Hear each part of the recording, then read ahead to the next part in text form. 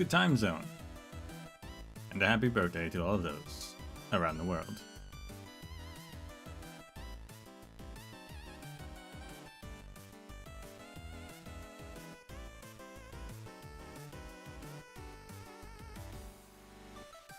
Day 2 of I Portatori de Velluti, which I don't actually know what that means.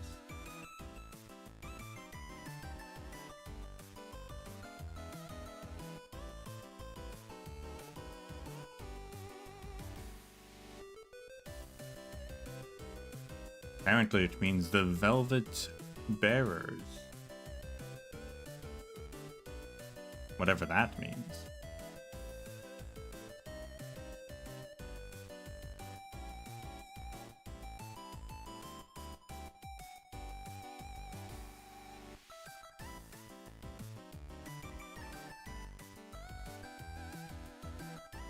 But we've got no time to waste. Ba-bam.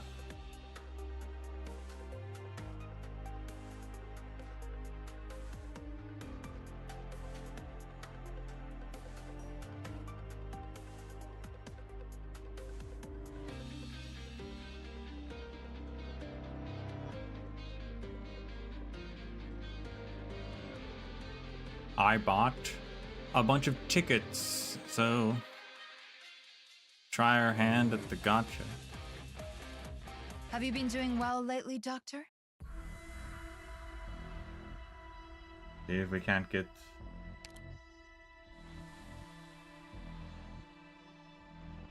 Vulpes for you.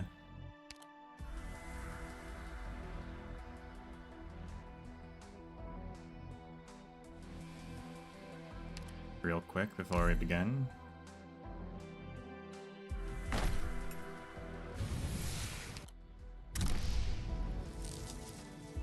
Not that.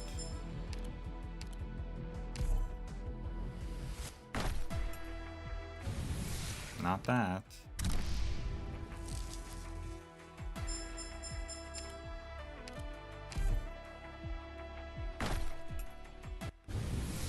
Not that.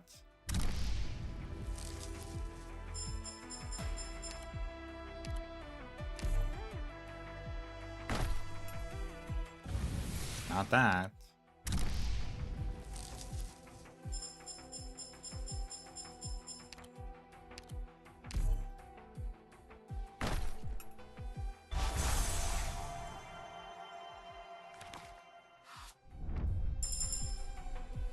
Yeah, those are all really bad. Hey, oh, hey, boss.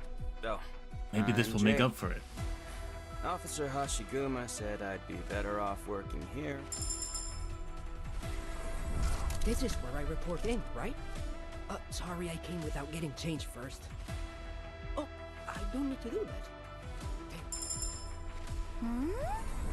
Where?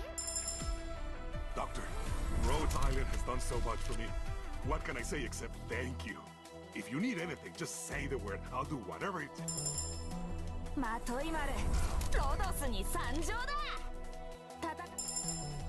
Codename Aaron. Officially joining today, it seems. My name is Plume, formerly of the Pontifica Cohors Lateran. I will be your sword and your wings as I defend. I feel like they your always life. put them at the final few on purpose. Hi, my name It's is never the Gray. first one. I'm kind of an electrician. ¿Cuánto tiempo? It's another no, lap one. Alright, that's Up fine. and take your seat on the sofa. A pity hour. Nice to meet you, Doctor. I'm Lena, the perfumer. I had a feeling that would happen, Interesting job, right? so I'm not surprised.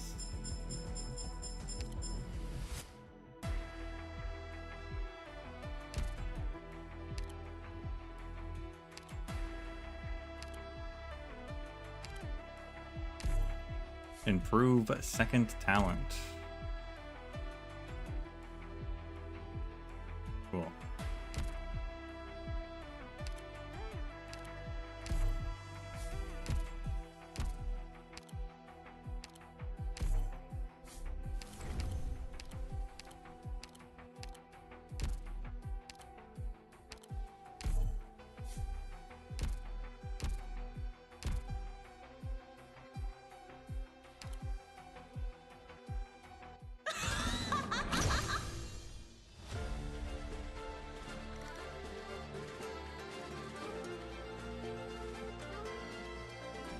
So,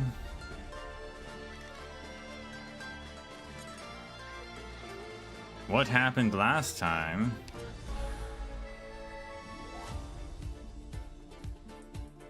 It's been 1 year since Nuova Volsini became a city, breaking off of old Volsini. Rip Leon.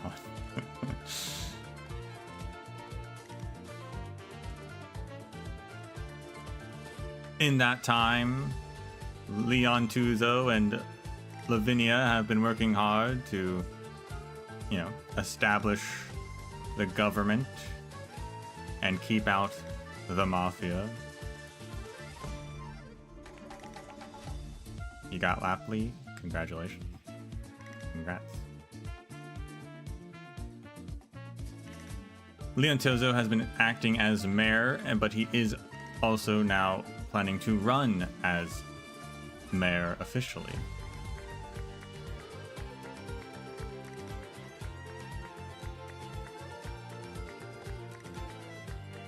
But it seems someone isn't pleased with that because Leon Tuzo gets into a car accident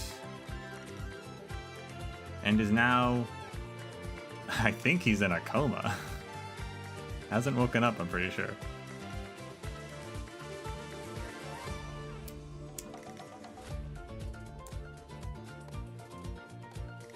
His steering wheel malfunctioned, but so did the other driver's steering wheel, so it seemed to have been some sort of, like, the driver who crashed into him didn't do it on purpose, but some third party rigged it so that it would happen.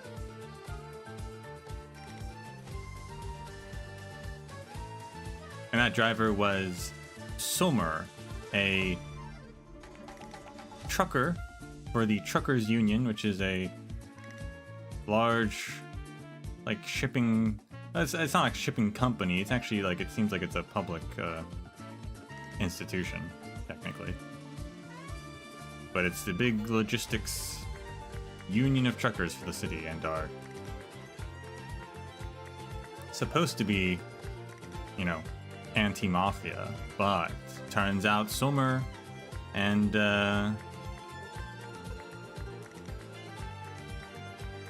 some of the other truckers have been secretly shipping contraband for the mafia families, specifically the Venezia family, who are shipping quote-unquote tires, but that's just their code for the contraband.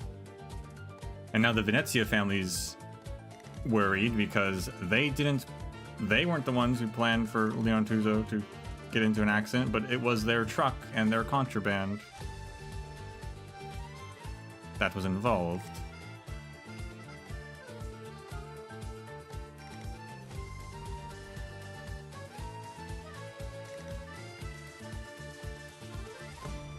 And that's pretty much what happened. The head of the Truckers Union,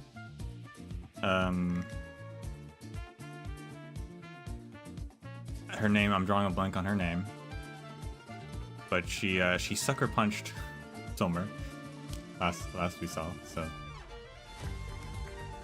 oh, and Texas has arrived after hearing what happened, and there's a carnival going on. I guess that's kind of the main point. Is a carnival. The carnivale is about to happen.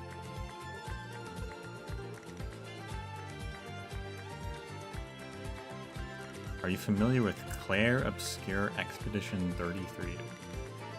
Not at all.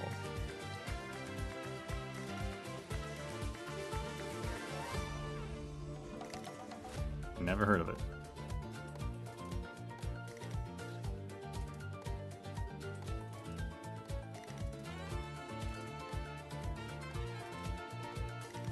Paths taken. Where to go and whom to go with has never been a choice in Setakusa.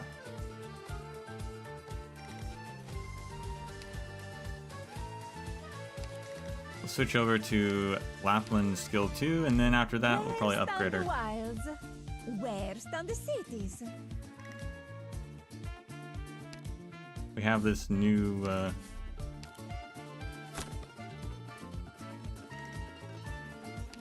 charge we can switch to if we want. We also have, of course, the map preview. We can make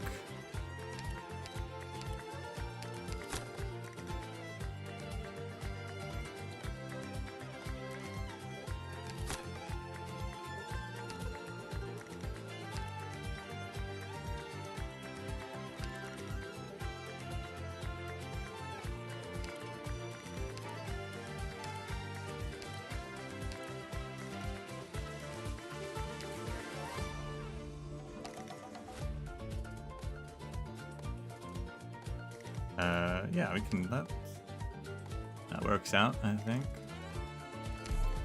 Save design. We're gonna stick with the freaky one.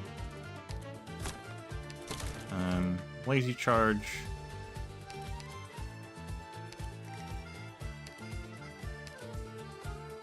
Not too sure about having negative 70 ASPD on my characters.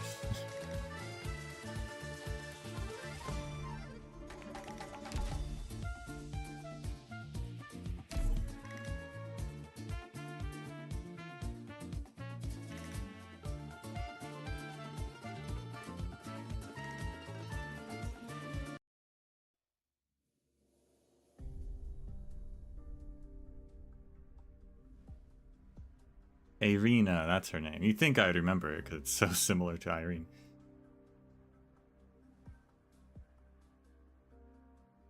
Freight workers and... wait, what? Sorry, the name you said was too long to jot down. Nuovo Vicini Freight Workers and Truckers Mutual Aid Association? We need to study the workers' unions in Victoria and Columbia.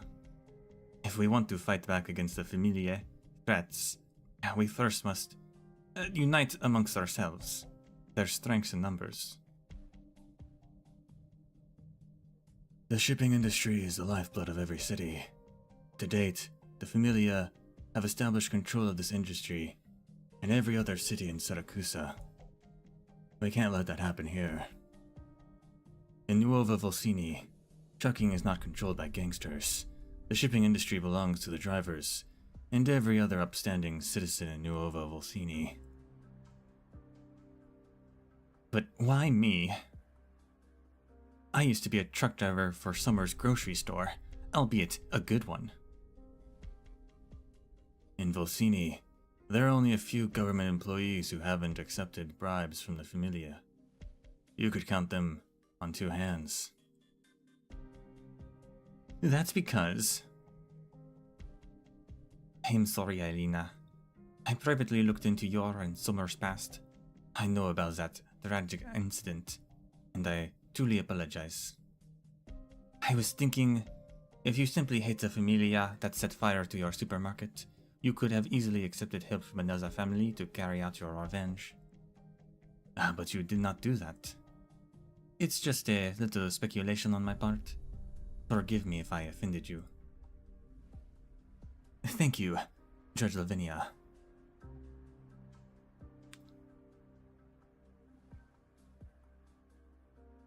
Irina, regardless of whether you are the best choice to head the Truckers Union, I believe you are a kind woman. Please give this invitation some serious consideration, okay?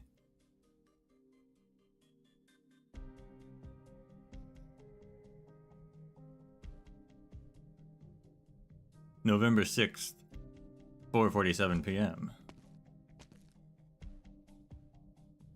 Signorina Lavazza, please wait a moment.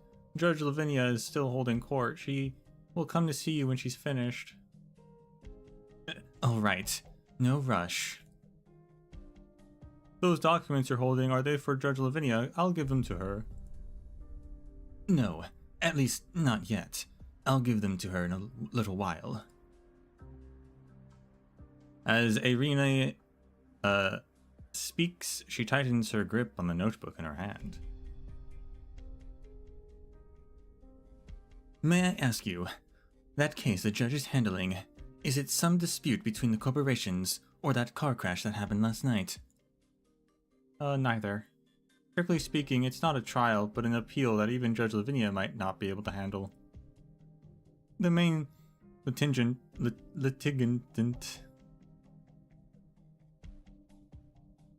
is a Nuova Volsini civilian. It's a unique situation. Litigant. I don't know why I couldn't say that.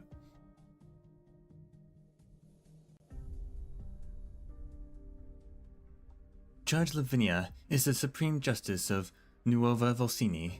What kind of case would she not... Can I go listen in? Of course, you can sit and listen to the proceedings while you wait for the judge.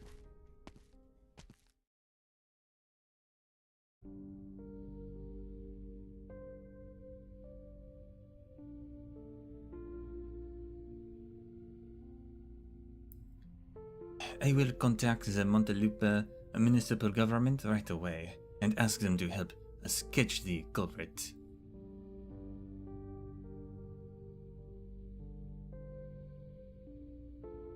In the meanwhile, we will apply for Nuova Volsini to take jurisdiction of this case. Do you think you'll be able to do it? I will do everything I can. This isn't the first change of a venue request we've submitted this year. But all your previous requests were denied, right? Even if they deny our request, I'll push hard to ensure my colleagues in Montelupe conduct a fair trial, so that the murderer is punished. There. Judge Lavinia, we all know what's going to happen if you do that. They'll say it was my big brother who got drunk in the bar and started this. They'll claim the mafiosi were acting in self-defense when a terrible accident occurred. You know that's not what happened. He went on a business trip to Montelupe because of the Carnivale and somehow offended the mafiosi there. They beat him to death in a dirty alley. Your Honor, I heard the mafiosi have already taken the judges and court workers out to dinner. You're telling me you can make sure there's a fair trial? My brother was a good man. He never did a bad deed in his life. We were among the first citizens to apply to live in Nuova Volsini. Everyone loved my brother.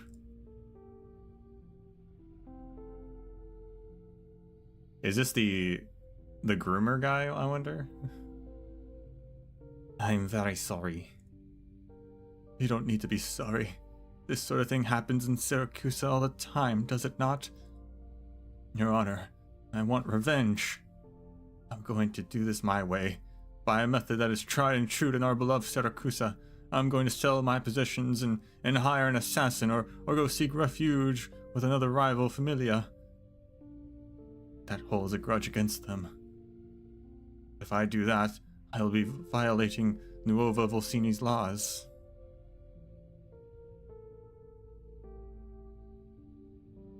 Will you pass judgment on me? Will Nuova Volsini banish me forever? Yes, as required by the New Urban Management Act. Nuova Volsini's laws are very strict and very effective, however. They only apply within Nuova Volsini's borders. Don't you find that to be funny? I know it sounds cruel, but that's how the laws were written.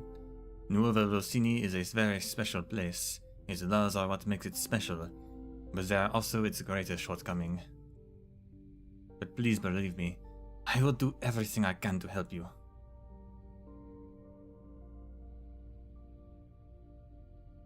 No, Your Honor. My brother is wrongfully killed. I want to revoke my Nuova Volsini citizenship and return to Montelupe. How could this happen? There's nothing we can do about it. Nuova Volsini is a very special city. The new Urban Management Act, both in its content and its applicability, conflicts with Syracuse's historical traditions. In a sense, it's completely alien to the country as a whole. This is precisely why the law must stand. This is not the first time we've seen something like this happen in this year. Sorry, I shan't tell you these things. No, thank you for sharing this with me.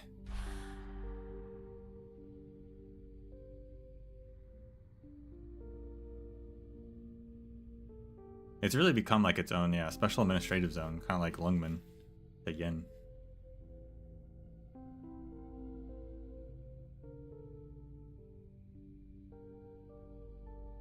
Irina, or Irina, even.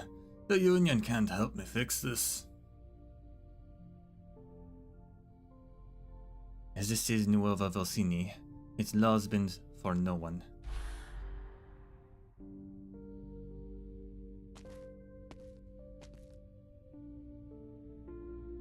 The sad citizen walks by them, saying nothing. Irina cannot read any expression on his face.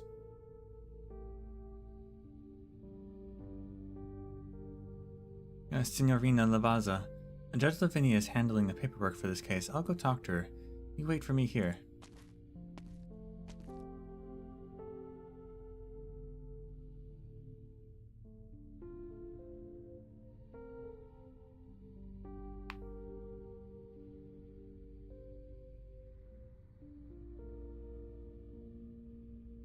Judge Lavinia, are you doing okay? I am fine. Where is Irina? Didn't you say she's been waiting for me a while now? That's weird, she was just here. Did she tell you anything new? Did she find the missing truck? Shakes head. And knowing her, she probably discovered some new evidence all of a sudden and rushed out without saying goodbye. She will be in touch with us soon. By the way, the police station just called. That Curtaldo guy you were asking them to find, they located him.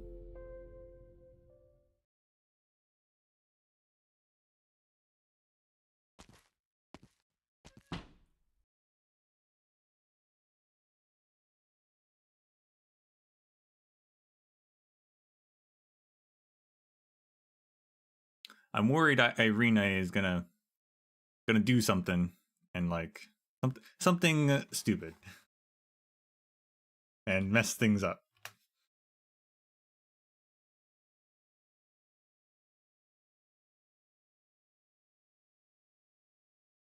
Texas puts the weapon aside and opens the window. She's a little bored.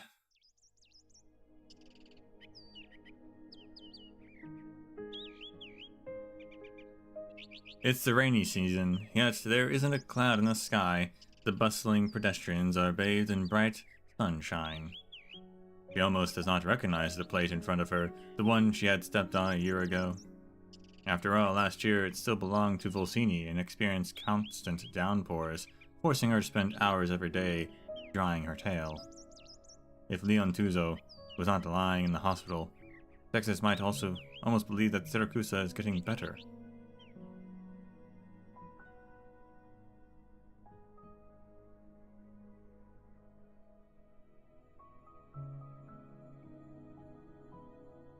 Boss, you stuffed those vinyl records in your suitcase.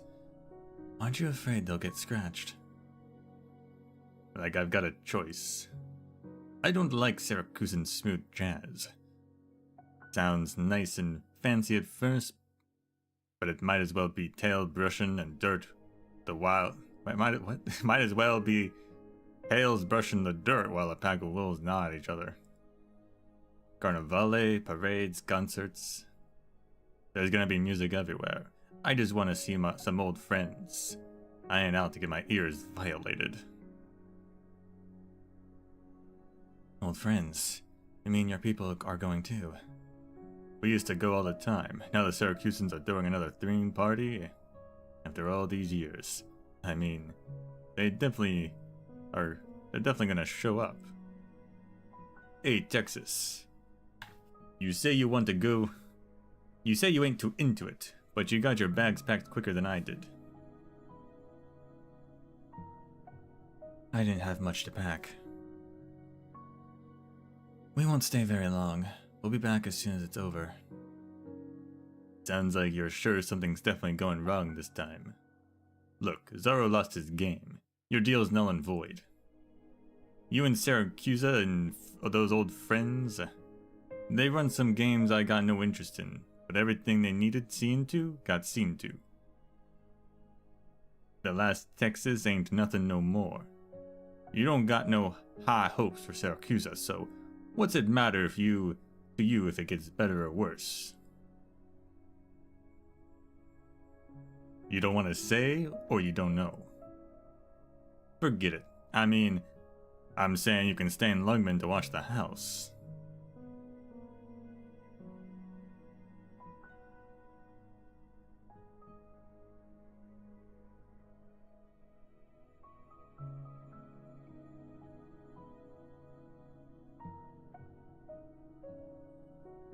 Texas closes the window and pulls 2 letters out of her pocket. The first is an invitation from the Nuova Volsini City Hall, stamped with a court seal and signed by acting Mayor Leon Tuzo.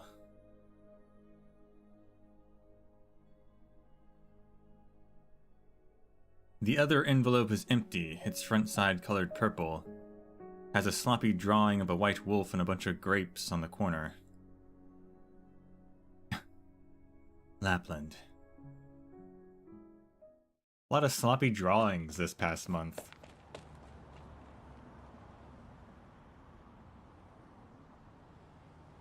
Irene leaves the courthouse as if she's fleeing something. She doesn't dare to look back on what just happened, what she experienced, or the struggles she went through. Taxi stops right in front of her. She does not remember whether she hailed it or not.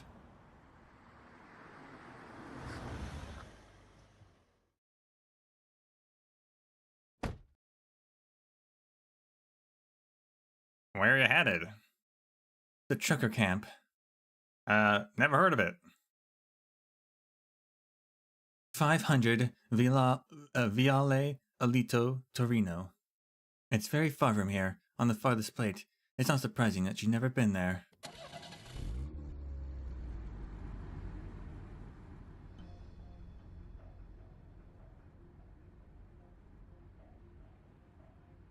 Okay, but like, there's a pretty high chance this is actually Lapland, because she was in a taxi last time. But it says chatty driver, not like question mark, maybe, you know, so I'm not 100% certain.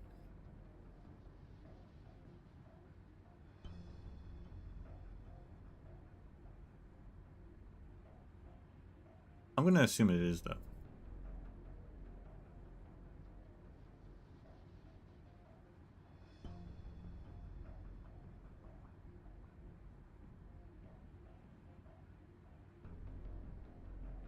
A tough day, huh? Uh-huh.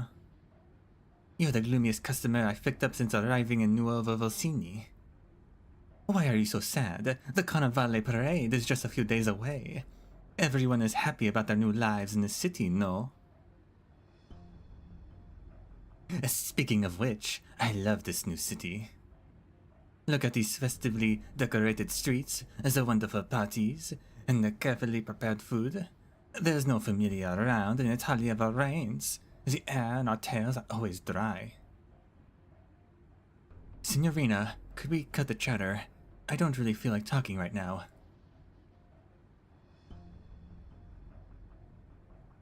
What is it that got you so upset? Let's chat about it. Maybe I can help you. I made some mistakes. No, I should say, I failed to do some things. Or rather, I trusted the wrong people. In any case, I let people down. Whatever. There's no way to solve my problems anyway. No. In Syracusa, no problems are unsolvable. If you can't untangle the rope, you can just cut it. If you can't unlock the chest, you can smash the lock with a hammer. There is a solution for every problem. Many times, all you need to do is change your perspective and screw up your courage. Then you'll find that all the problems will resolve themselves.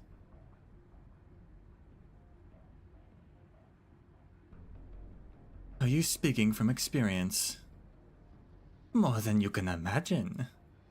After all, before becoming a taxi driver, my main job was helping my best friend solve problems. Now that was someone who knew how to get into trouble.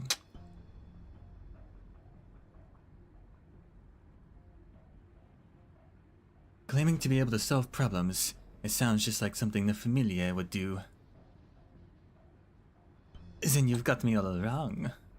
This is a new place. The old ways do not apply, believe me. Look, everyone's full of energy. Everyone's full of love, and also everyone's wearing a festive mask. How fun. Sometimes I really wonder what was hiding behind these masks.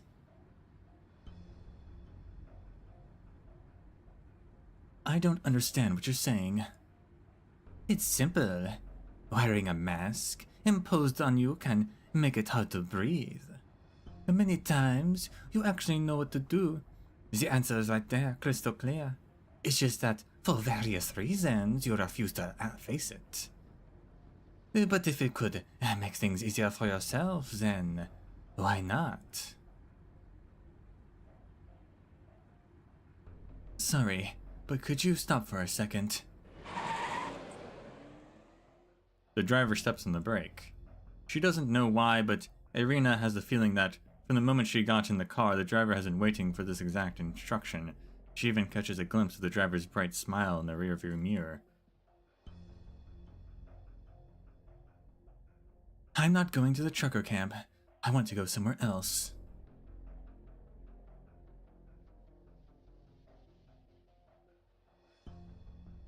Your wish is my command.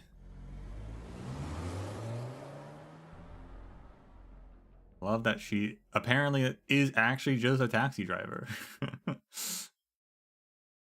Thought she just had a taxi. She stole it, but I guess it's her job now.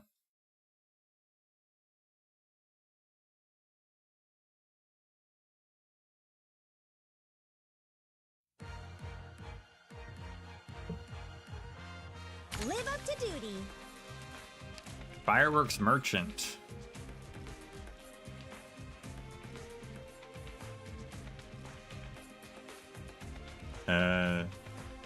They're just also invisible and don't do anything else. Okay.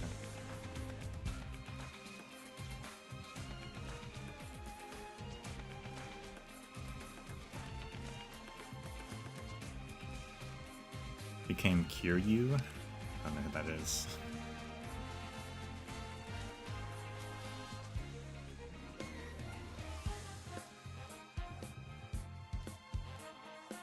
Can your eyes keep up?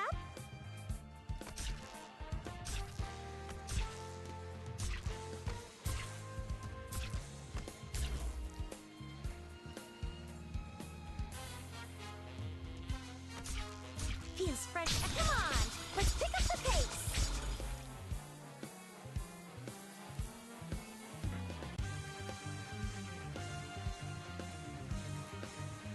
No need to cover up. If secrets go public, then everybody's in the game. Stay calm. Ah, but they're ranged instead of melee. Look around. See the game we humans are born playing. Drone +3. Attack range expands, 80% attack. Release the drone to lock onto random enemies. Has a chance to inflict fear. This spotlight shines on us. Hey, support tail like a shooting star. Quit the Yakuza life to become a taxi driver. Oh, from the Yakuza I games? already called dibs on the most lucrative real estate in hell, and you guys all get a share. Rest easy. Feels fresh. Tail like a shooting Never played them, star. but they do look fun. That's what I've always heard good things. This show has been what are you waiting for? The curtains are about to fall.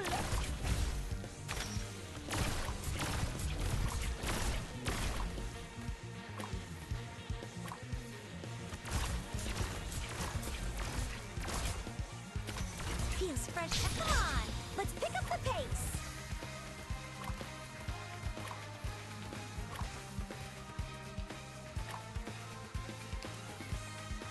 picked out your bait yet? Forgot I have ink nests. I can just No need to make them panic. visible. Don't keep me better reach your step. I knew who you were, but losing sight. Mission accomplished.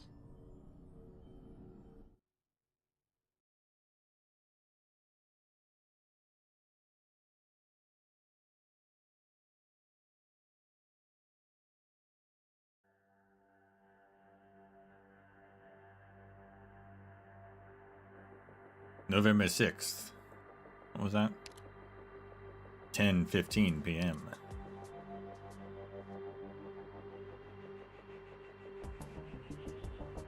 Alberto. Impeccable timing, Dimitri.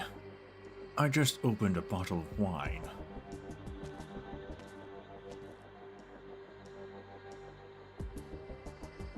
You know, I forgot to clarify Dimitri's voice after forgetting it yesterday. That's okay.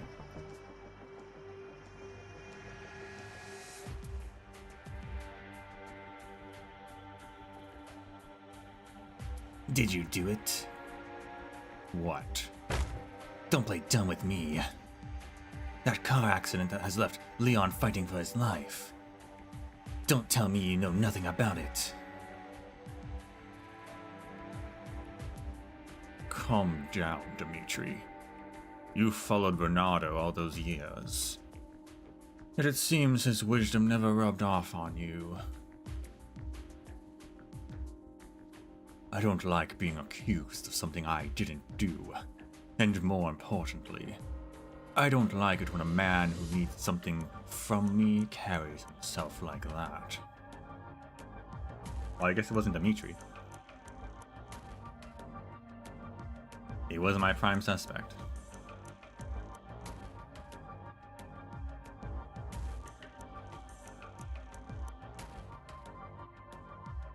Tell me everything you know.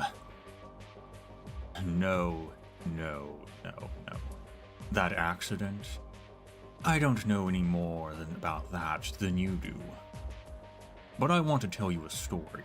A story I don't tell very often. A very personal story. So please pipe down and listen well, alright? A long time ago, I had a fratello. We had a great relationship. We grew up together, sharing some of the dumbest moments of our youth. However, over time, a rift started to grow between us. I started learning to manage the family's business and understand the rules of Siracusa. But my fratello, sadly, wasn't interested in any of that.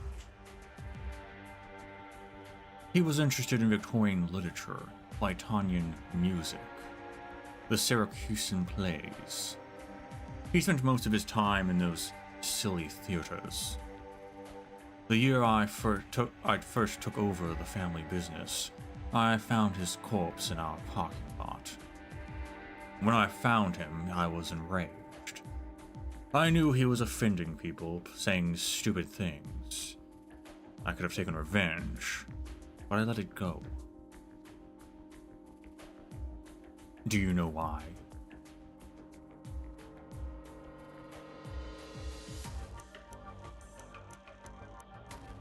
Because you're a cold-blooded mafioso.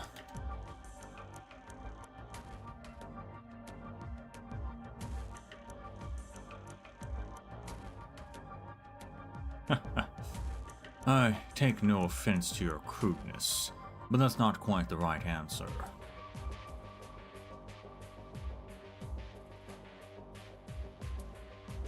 It's simple. Far too many people misunderstand the meaning of familia.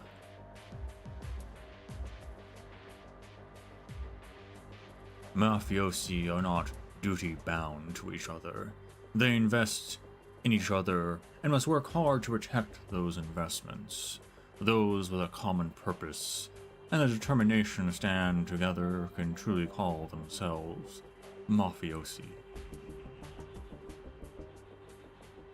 The moment my fratello chose a different path, he was no longer associated with my familia. What are you trying to say?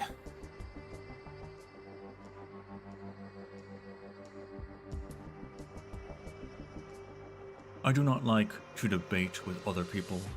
Business is all about finding mutual understanding. If you truly care about avenging your fratello, you should go to City Hall and ask for their help. Here with me, it's strictly business. Well, that's about all the time I have for now. My calendar is all booked up and I have to go meet a client. I'll handle the matter, Leon. It has nothing to do with you. Don't let me catch you stepping over the line.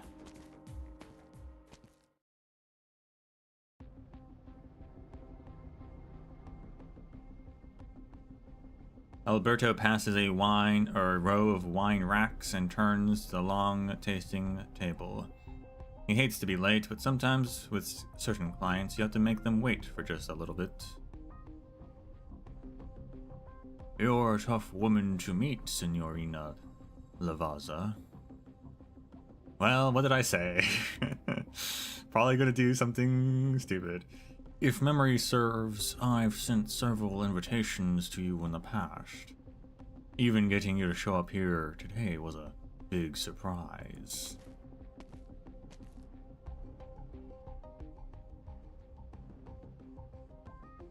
I know why you're here. You want to hand over the truck that caused the accident, along with its cargo, to me. Yes, that's correct. Transferring your own issue into an issue between the familia. That's smart. And that is why I have to say no. But Alberto, why? This thing has nothing to do with the Familia Saluzzo. I'm sure you know that City Hall has been watching us closely ever since the thing in Volsini. Why would we want to poke the bear now? But this is a rare opportunity for you, no? In just a year's time, almost every major district in Nuova Volsini will have a Venezia trucking sales center or repair station. But if you have evidence that shows they are smuggling contraband, you can negotiate with them, or you can hand it over to City Hall to smooth things over. Whichever option you choose, it'll work out well for you, am I wrong? All you need to do is ensure that the Truckers Union does not get involved with the events that occurred last night. That shouldn't be too hard for you.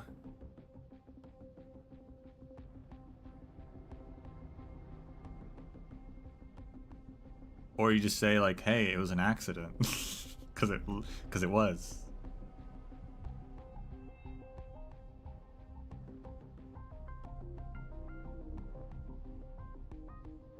Why did you choose the Saluzzos? I beg your pardon? The Medici's investment firm, the Leoti's pharmacies, the Genovese's sugar mills, the Rocca's steel factories. There are countless families that have entered Nuova Volsini by way of their front businesses. You have many different options. To me, they're all the same. Us truck drivers just want to find new lives in the new city. We can't make sense of it all, nor do we care. We do not care what happened in Grey Hall, which familia have gotten stronger, which have gotten weaker, etc. Which is why my answer is so important. I grew up in Sicilia. I haven't seen my parents since I was a child. The manager of a supermarket took me in when I was about 10 years old. He already had a daughter, but he treated me like a second one. A little over a year ago, one of the smaller local familiae set fire to our supermarket over a very minor dispute. As a result, my little sister contracted oropathy. Later, I heard that small familia was completely wiped out by another larger familia that had entered Sicilia. simply because they refuse to cede their territory. That larger familia's name? Saluzzo.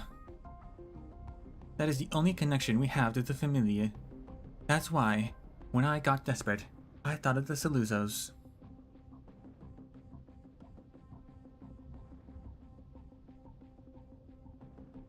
I have one small request. Tell me.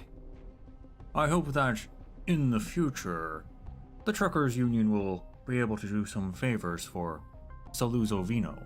Favors that are only the Union can provide. No. I think you've got us wrong. You get a bargaining chip and in return you help us solve a problem. That sounds like a fair trade, right? The Truckers Union will no longer have any dealings with the Familia Venezia, and it won't establish any kind of relationship with Familia Saluzzo. You can't... Alberto does not reply. Irina shakes her head forcefully. She will not let her mind get carried away. You're running short on time, Signorina Velazza. You just told me a Syracusan story. A good story at that. So when you choose to solve things the Syracusan way, you must remember, the minute you take a seat at the table, many things are out of your control. Alberto opens another bottle of wine. He pours the wine in the decanter and waits for it to breathe in the air, a graceful gesture. Irene notices that he's no longer looking at her. Senor Saluzzo. Speak. Tomorrow, I'll show you where we've stashed the truck.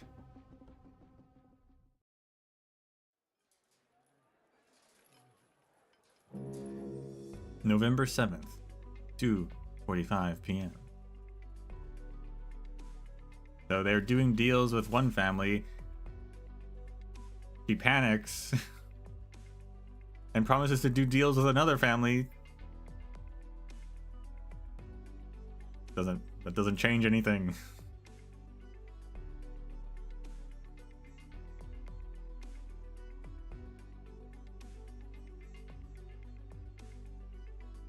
We're almost there. The port of Nuova Volsini straight ahead.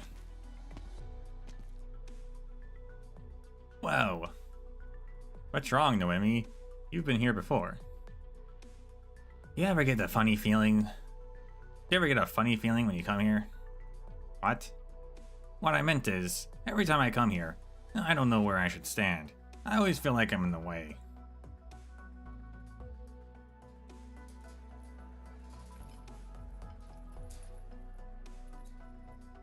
Thanks to Colombia's nomadic city construction technology, Nuova Volsini, combining 12 large plates, still boasts a speed far surpassing that of other cities in Siracusa.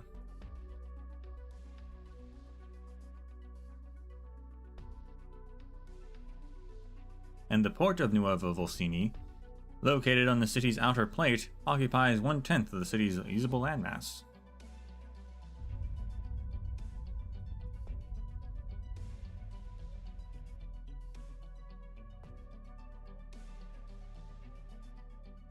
A faint vibration arises from beneath Noemi's feet. The sound of cargo land ships from other cities docking with the support layers. It is steady and soothing, like the beating of a strong, healthy heart. On the ground, containers stretch out like mountains, with trucks moving through the valleys between them. Cargo is being transferred from the support layers by a crane for sorting, then transported by truck to various parts of the city. Noemi still remembers the day Nuova Volsini commenced operations. Signora Cecilia sent out a citywide message expressing her hopes and dreams for the new city. This is the freight hub of Siracusa, the engine that shall power the nation's future.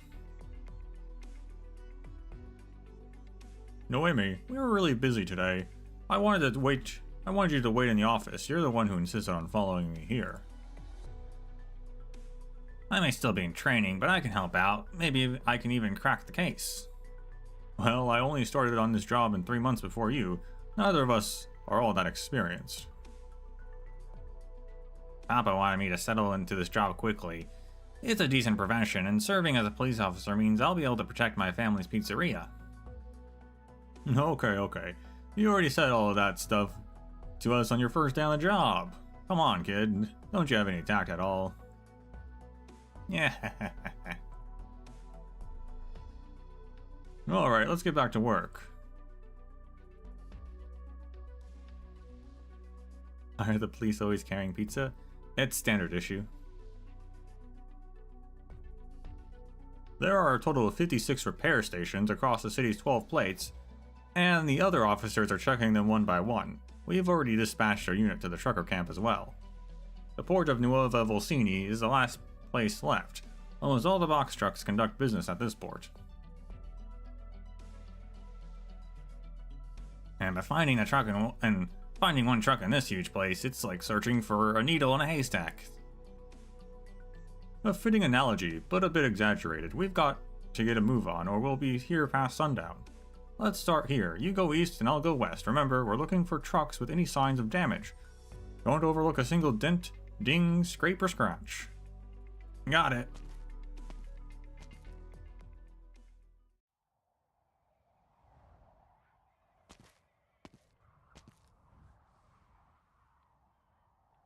Signs of damage.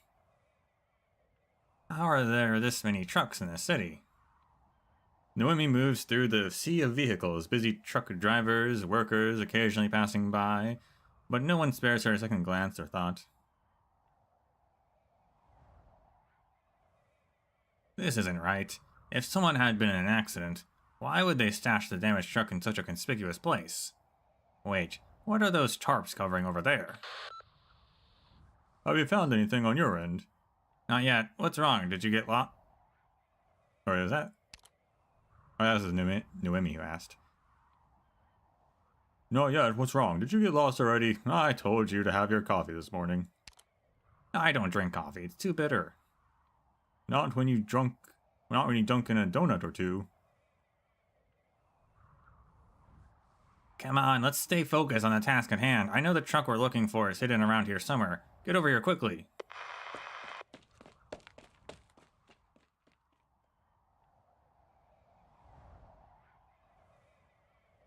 November 7th, 3:15 p.m.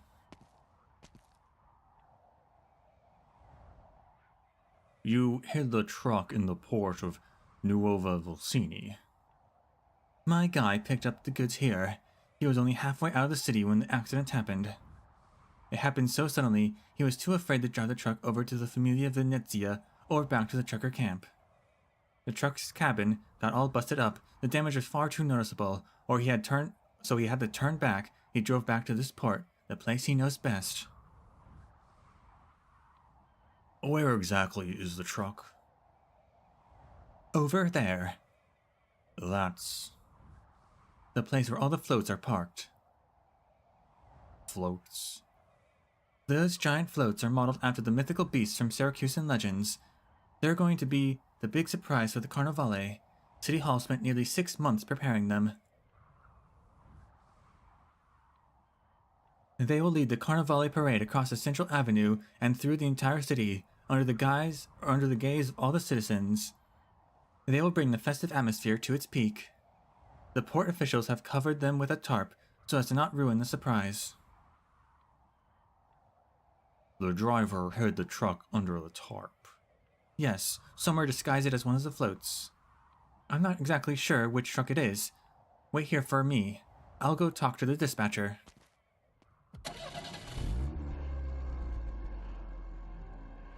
Why are all the floats moving all of a sudden? Signorina Lavazza, are you going to check each and every float? You don't think that's a bit much? No, I'm not going to. The crane's mechanical arms tear away the tarp, and the Carnivale floats begin to roll out one by one. The bizarre, gigantic beasts are exposed into the daylight, starting the grand parade ahead of schedule. Before Irina can even react, thick black smoke begins to rise at the end of the procession.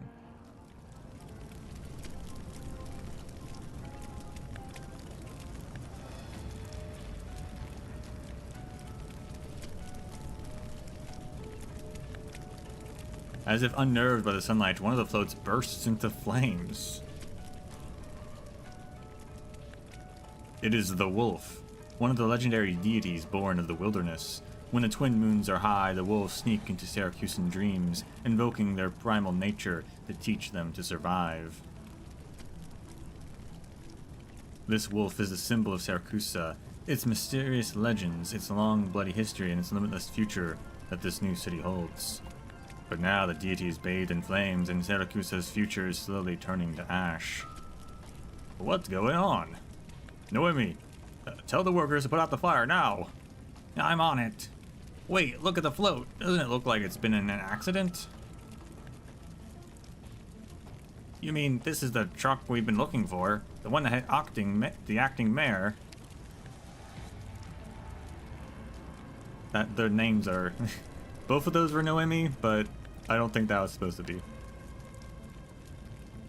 That fire's getting out of control. If we wait for them to put it out, there'll be nothing left. You think this fire was accidental? Just think, hiding the truck among the parade floats, then setting it on fire, all just to destroy the evidence? That's both too complicated and blatant. Or maybe that's what they want. It's a message, a provocation. The fire completely engulfs the float, its flickering flames making it appear as though it were alive. The onlookers can almost hear the towering wolf ablaze, roaring in the inferno.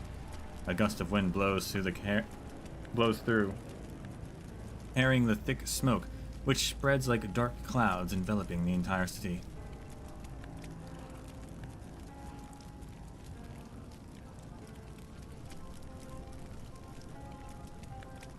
Suddenly, Noemi thinks to herself, maybe being a police officer is harder than it looks. This is your first big case, Noemi.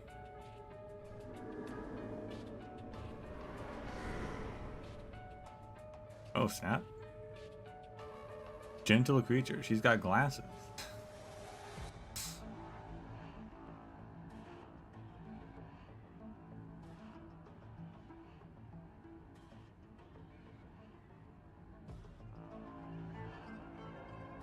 Gentle creature, okay.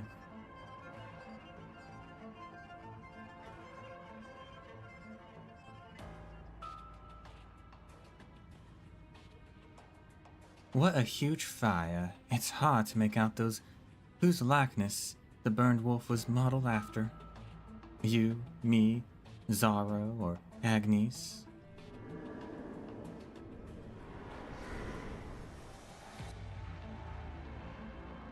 Lazy creature.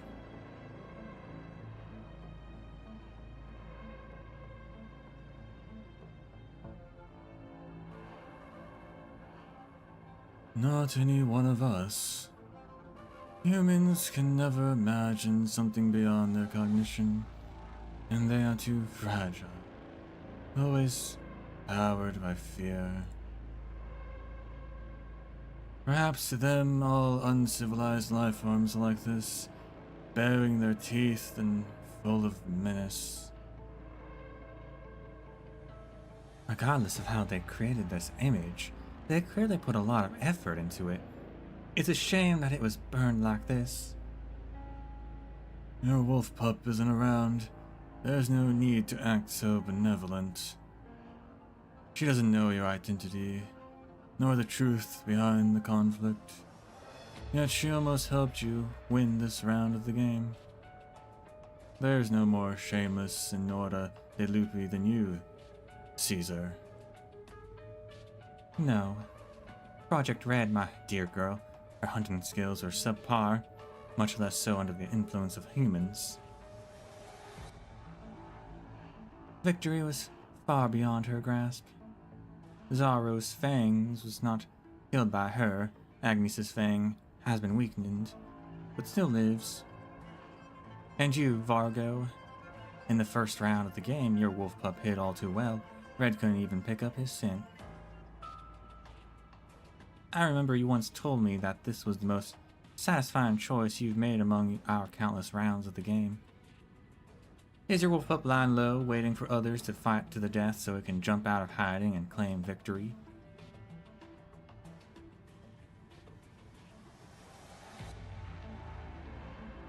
The wilderness has always been this way, has it not?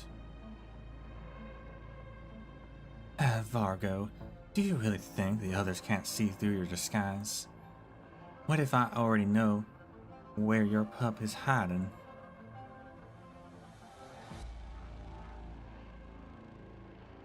Getting to lump you with the thinking work feels bloody refreshing. It's been forever since I had a stress-free scrap. There are only 4 of them. I figure there is more than 4.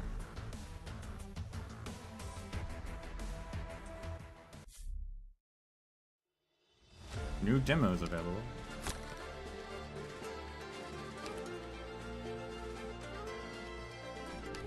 Corners.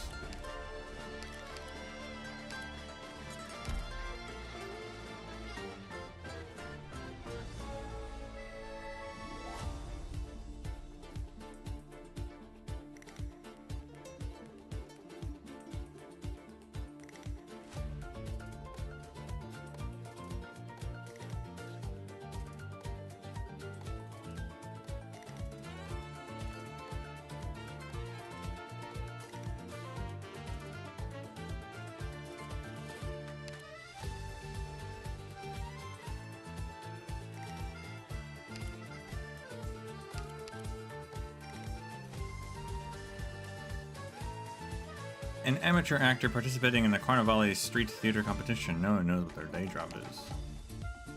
Promotion selling fireworks during Carnivale. Go ahead and buy some. Lighting fireworks is 100% legal and by the book.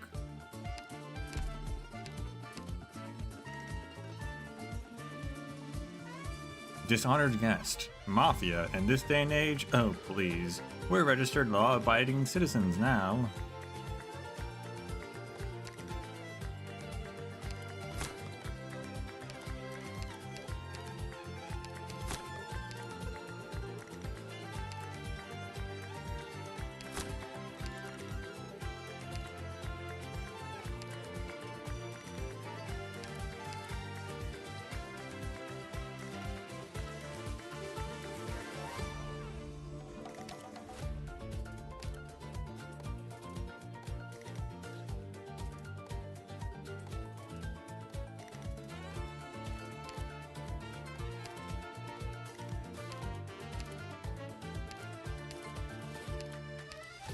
That's probably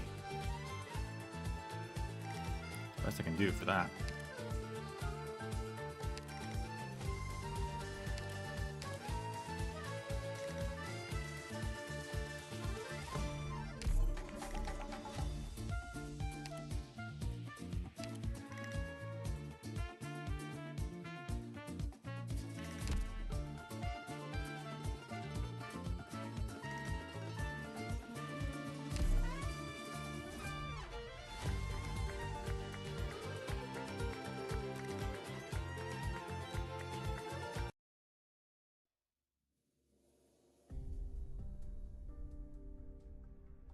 Every hunter runs into a wolf before they go into the wastes. The wolf says, mulberry wood makes sturdy bows, and stones can be sharpened into deadly blades, but you must shed the clothes on you to survive, for it is the only thing that does not belong in the barrens. No one would believe it. So the hunter who kept his long coat on was caught by tree roots protruding into the corner of the coat, ensnared by vines so tight he could not move until he heard the beasts encircling him. Another hunter covered himself head to toe in armor, was washed away by the river current when the water rushed into the tiny gaps between the metal plates, dragged down into the mud of the riverbed. Only one hunter took the wolf's advice and received a gift from it. The wolf tore off its own pelt and placed it on the hunter. The fur fit him so well, as if he was born with it. It helped the hunter survive countless dangers unscathed.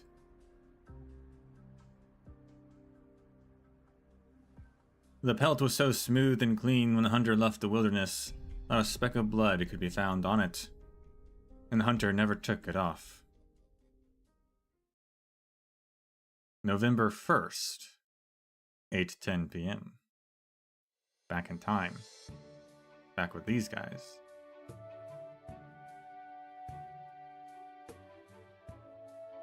Umberto. That's his name. Even the hunter's descendants had a custom of wearing clothing so fitting yet comfortable, and slowly it evolved into the suit you commonly see on Syracusans today.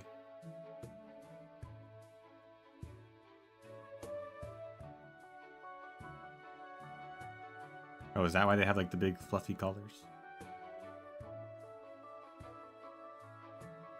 Although only really the family heads have those. No. You've been telling me this story from when I was a baby.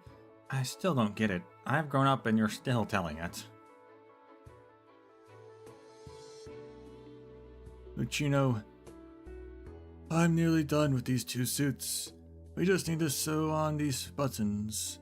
You accepted this order on your own accord, so we must be meticulous in our work no matter who the client is. Go fetch the buttons from the back. You won't miss them, they have the Saluzzo's emblem.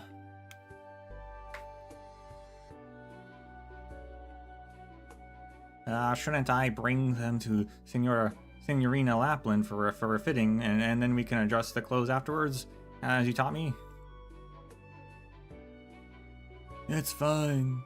That Saluzzo Signorina doesn't need it. I'll decide if they need any alterations. But she didn't request to skip the fitting. I know what's on your mind, boy. Sometimes our clients request complicated designs. Sometimes they don't even have a picture of it in their head, but it's not our place to probe too much. Remember, Lucino, Taylor de Montano did not gain our reputation purely from our precision tailoring. People and materials are the same. They know them before making any move.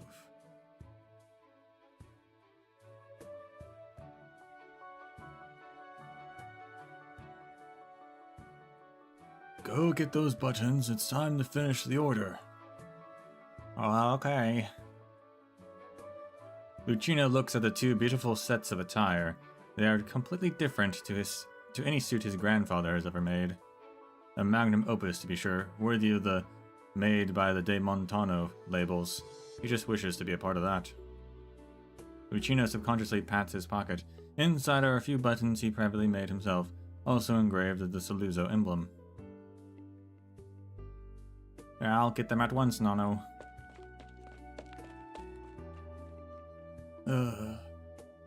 I kept you waiting outside for quite a while, didn't I? Please come in.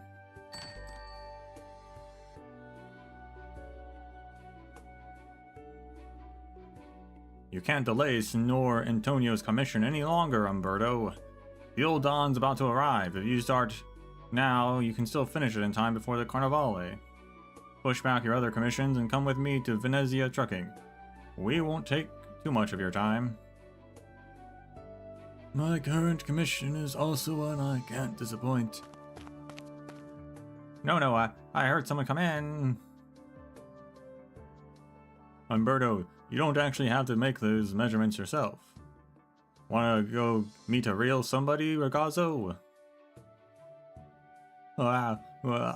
Somebody? No, I...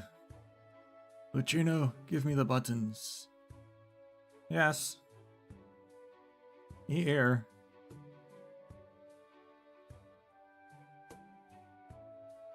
The young tailor nervously looks at his nano's face. Not bad. Look at that smile.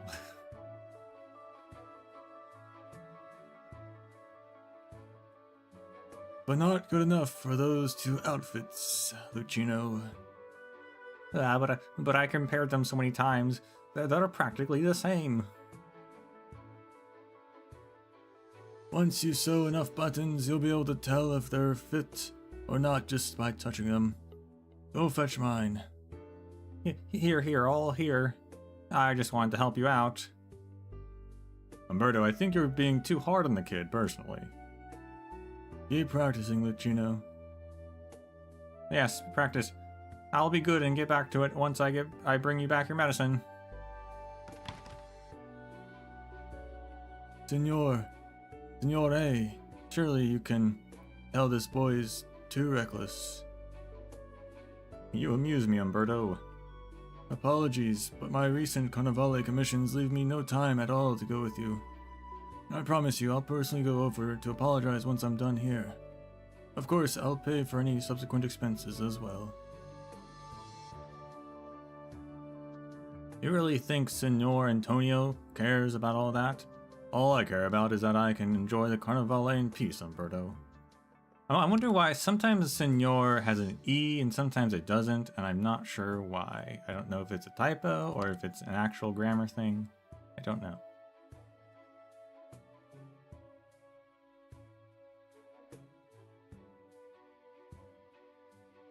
There's also sometimes Signora and then Signorina.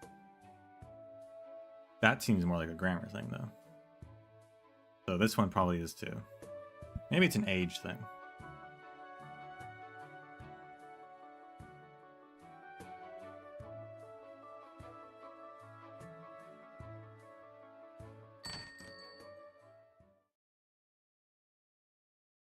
Umberto de Montano? Figured you'd be here.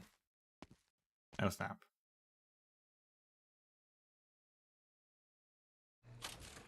Part 2. Ritorno a casa. The Vulpo returns home.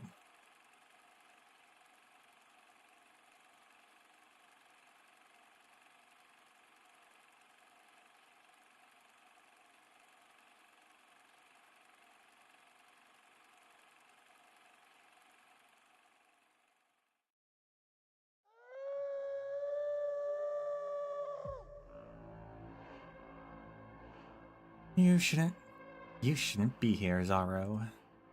You lost your fang in this round, so you ought to return to the Barrens and wait for the next round to begin.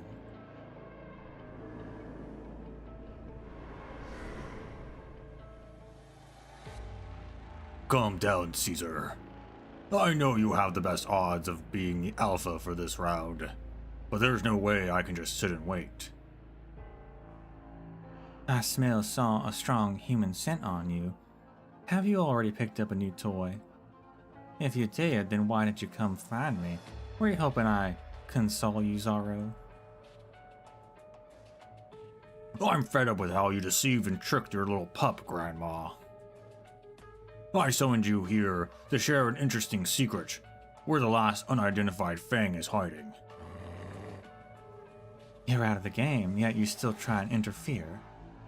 Outsiders make the most eager audience.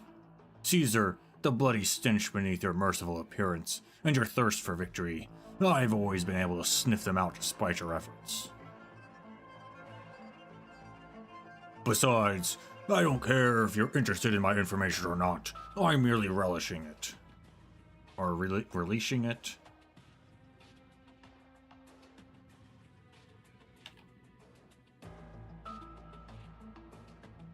Nah, it is relish.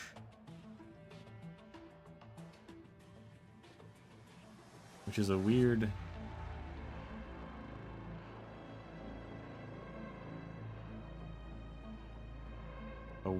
I'm relishing it? The information, I guess?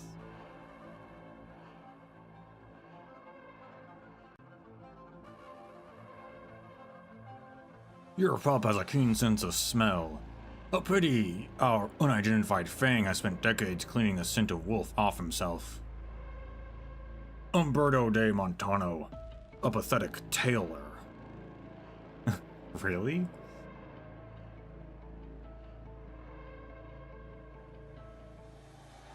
Zaro, I guarantee you that when this round ends, you'll savor the pain of our bite. Caesar, your anger is delicious as ever. Unfortunately, I'm not even the first wolf to challenge our rules.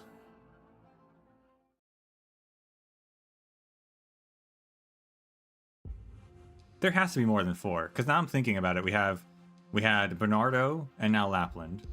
So that's one. That's Zaro, right? We have Project Red, Luna Cub, Umberto, apparently. But then there was another I'm pretty sure there was one other Fang who made a cameo in the previous event. I think his name was Ben. So that would be 5. Plus we have the person that Project Red killed that was Crown Slayer's mentor. So that'd be 6.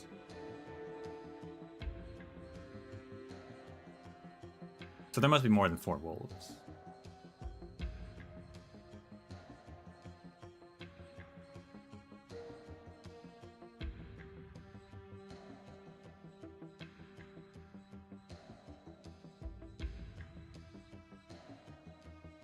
A Volpo?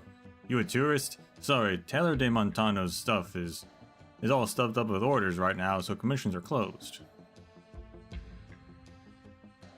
Smiling Senora.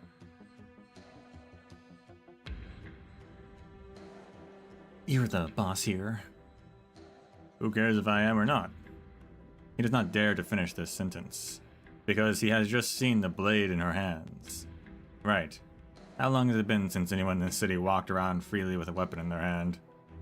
A smile remains on the woman's face, but he has a feeling one more word from him and her blade will surely stab through his throat, even if they are in Nuova Volsini right now.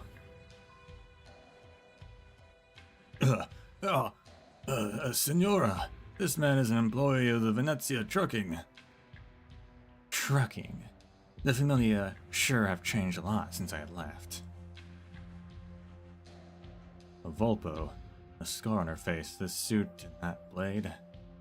The homicidal lunatic that defected and left the Familia about 6 years ago, but didn't she already... The homicidal lunatic? Suzeron?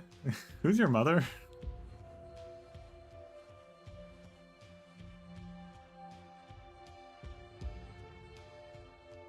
You should go, Signore. Please send Signor Antonio my regards. Of course, my prior promise to you remains true. Caso. Grazie, Umberto.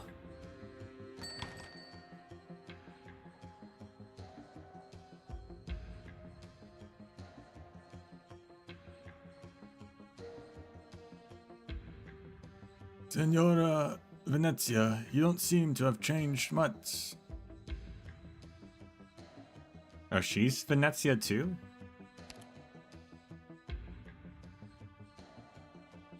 Interesting.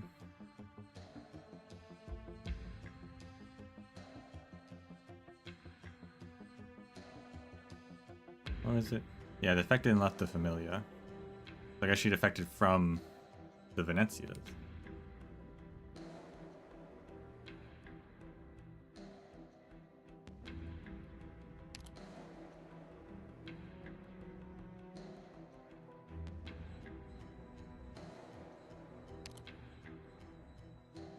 Her name's Ingrid, really. Interesting.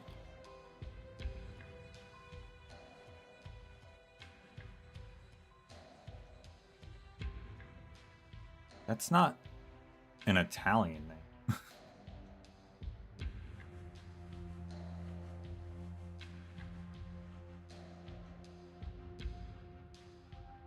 But fair enough, whatever. You know me. Your photos are always on the newspapers. Dominated the headlines for a long time. I thought you would have informed your family first upon your return to Syracuse.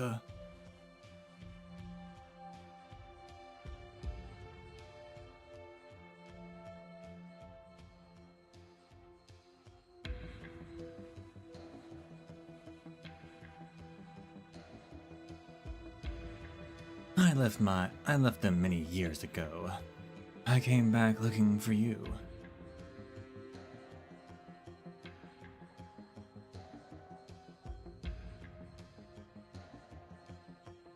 Yeah, you're not here to kill me.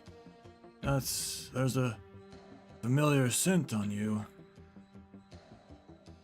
Vargo.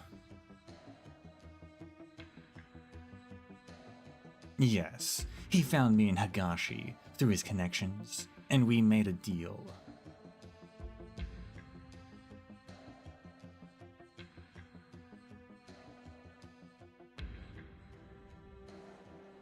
So that's 7?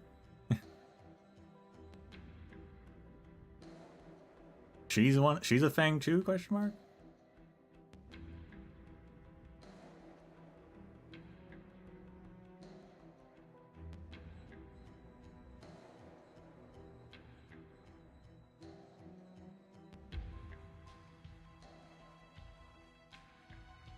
Are you sure you want to have our conversation while you bask in the sun and roll around the red leaves? Slackerly beast aristocrat. A big yawn. How else? I wouldn't have bothered helping that wolf out if not for the tiny bit of friendship we have. So you want me to return to Siracusa and act as a bodyguard for someone? To solve a problem. Do that, and you'll know the truth you've been chasing after. Why you couldn't find the culprit who hurt your daughter despite all the heads you took. And who exactly that is.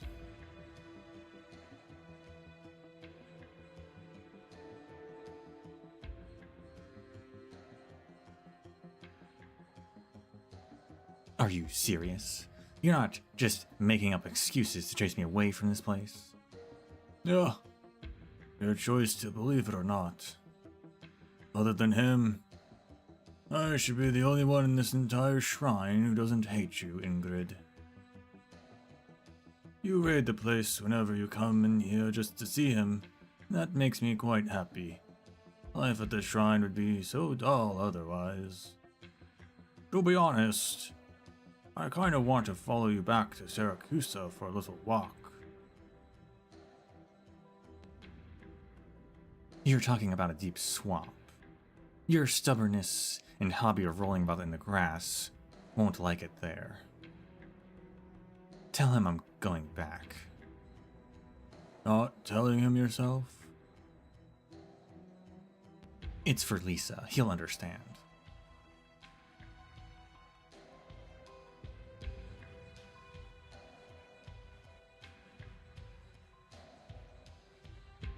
After I came back to Siracusa, I also met with the Signore de Lupi, you, Umberto de Montano.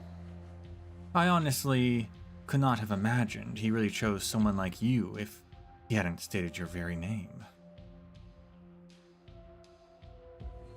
I am a humble tailor like myself. I don't know how Vargo described me to you, but we do subtly differ in our views on some matters. You don't look so good, Umberto.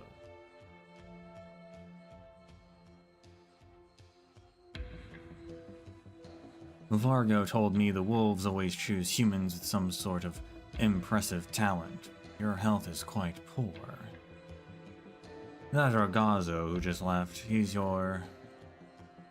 Lucino is a bright boy, but he just can't accept the fact that time is unbeatable. I'm old, Ingrid, simple as that. Is Vargo well?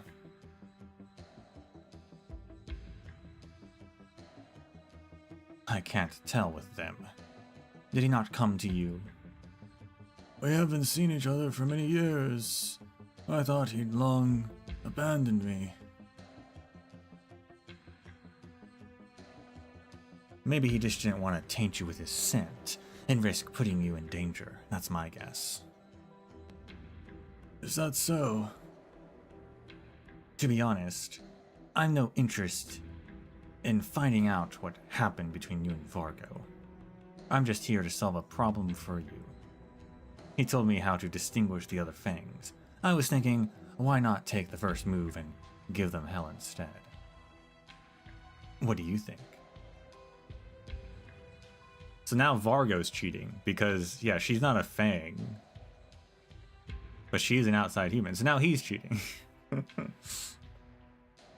Everyone's cheating, apparently.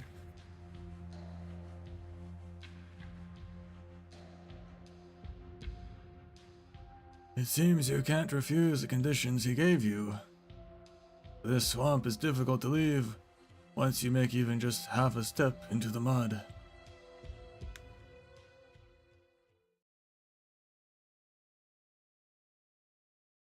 November 5th, 11 p.m.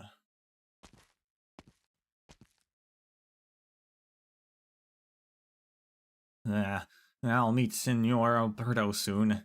Can I explain the suit design in detail? I can't. Nono will get mad if he finds out. But if Senor Alberto asks me about it, surely I can't refuse the answer. Becoming acquaintances with the Dawn of the Familia Saluzzo would be good for us. I might even get to get better medicine for Nono. Or maybe I could even bring him to Colombia to see even better doctors. Stop spiraling, Lucino. The address from Signorina Lapland. It was this way, if I'm not wrong. A truck. Why is it so fast? It'll hit the... Hey!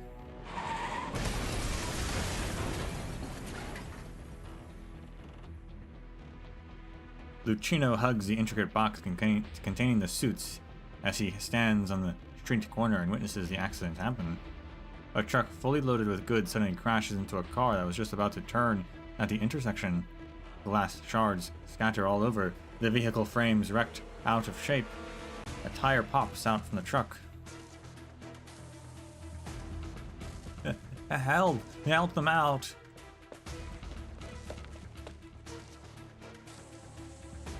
Myrta, everyone's gone to the main street for the show. Hey, just hold on there. I'll get you out. What are these hidden inside the tires?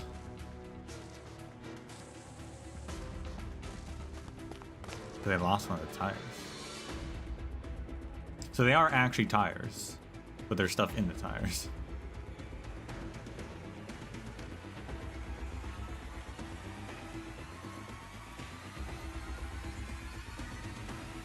Here, Gambino, the car we had in our sights. That was just a damn coffee break. What the? We're done for. We were unlucky enough getting assigned the dirty work with none of the credit. And now something just had to happen to the goods under our noses. Much worse than that, I'm afraid. Look at that car that got hit. Look familiar to you? Why do you even care who the hell got hit? Wait, that's Leon Tuzos. I gotta say, what you said about going back to Lugman wasn't so terrible after all. Let's get out of here before the cops and boss find out. We'll slowly settle the accounts between us and after we're back there. Wait Doyle to get the sliver of hope here. There's no way we can just throw in the towel now. Don't forget why we came here to Nuova Volsini. Why we joined the Venezia trucking. No Senor Sicilia, no Grey Hull, and no restrictions from the other family. Who knows, we might even manage to make up a familia of our own, Gambino. See the kid across the street with the box? He's the only witness. Maybe he caught a glimpse of the goods stashed inside the truck too. I got you. Up to us to decide if he saw anything. You're such a scumbag, Bone.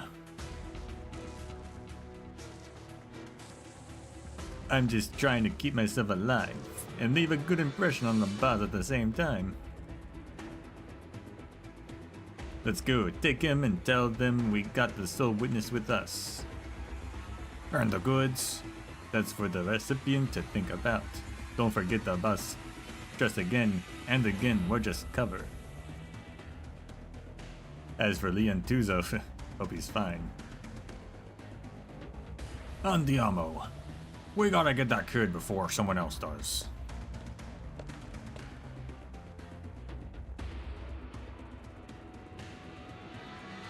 You are here to help? Over here, someone's still inside the car. The light's out.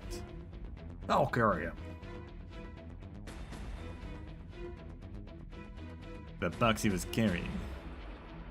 Take it with us. Don't leave any clues behind. You sure no one saw us? Obviously. The first thing I did here was survey the surrounding area. Go.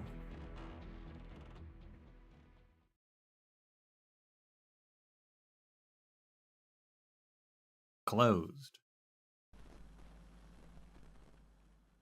The cafe is quiet, save for the occasional electrical buzzing from the shop sign at the entrance. Closed for 3 days. Customers new and old do vote for my daughter Ophelia at the show contest.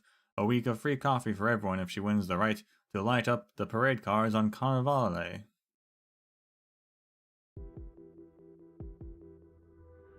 The smell. It's strong. I know you ran in here. Sparks fly when a passing arrow strikes the dagger in Project Red's hand, and the impact numbs her hand slightly. Quick reflexes. No wonder I'm not done hunting yet. But I've got you now. Huh? I got you. Ow. You weren't a thing. I wanted to invite you to the pack. Too bad Agnes wouldn't agree. Grandma's waiting for me. I must hunt you and then the last one.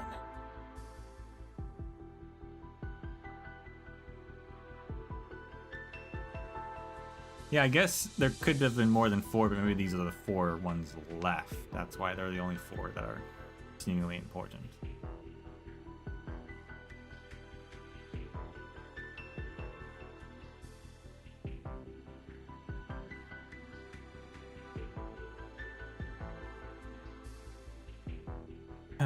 Having second thoughts?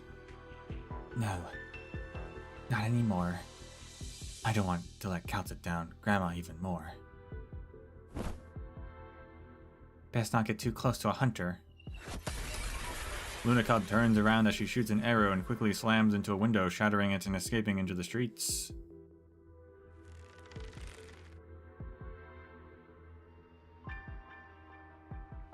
Don't move. I won't miss this time for sure. I need to confirm one thing with you before I drag you back to Agnes. I see Varro is telling me the truth. The wolf pack is restless. I spent quite the effort to find you two, though the rest will be simple to do.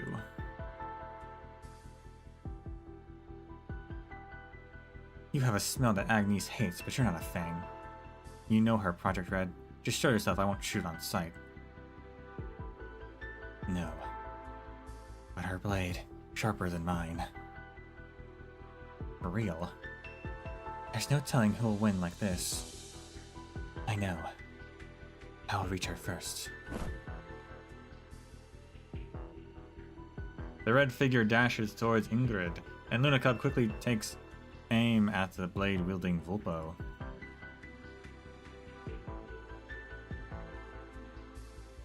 Not before my arrow does.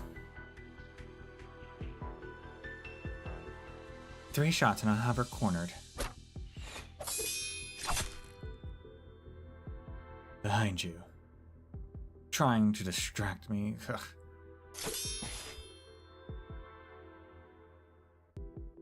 I've handled tougher fights in Syracuse with many more people on the other end. But I'm always the last one standing, no exceptions.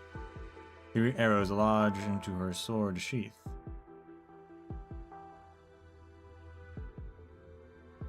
I don't treat humans like beasts. Your hunting skills won't work on me. Or don't treat, not I don't treat. You can certainly continue to try. Same goes for you, Project Red.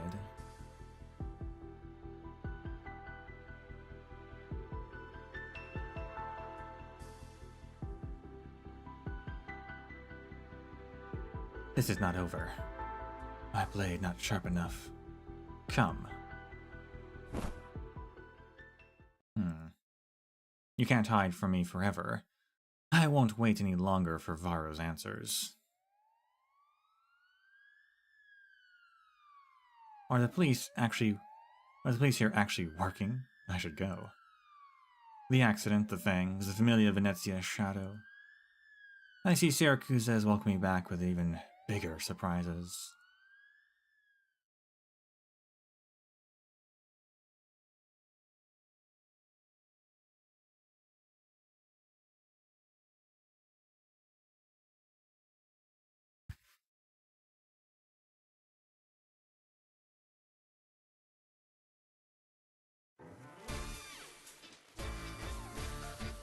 Reap not what's sown by malice. Not fire jugglers. I hope they aren't like the reclamation ones.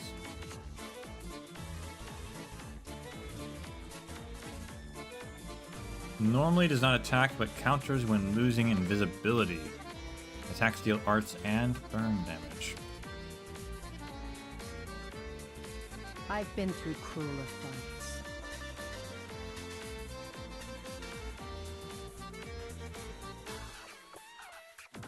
A new challenge.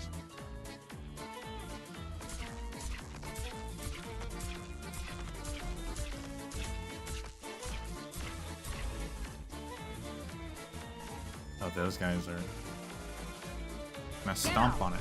There'll be no bending of the knee. Feels fresh. Losing sight. Concentrate.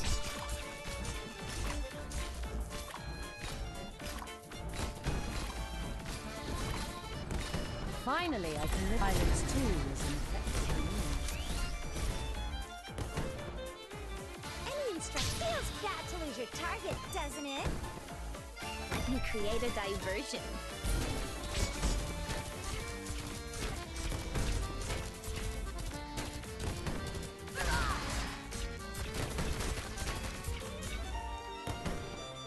Feels fresh. Feels bad to lose your target, doesn't it?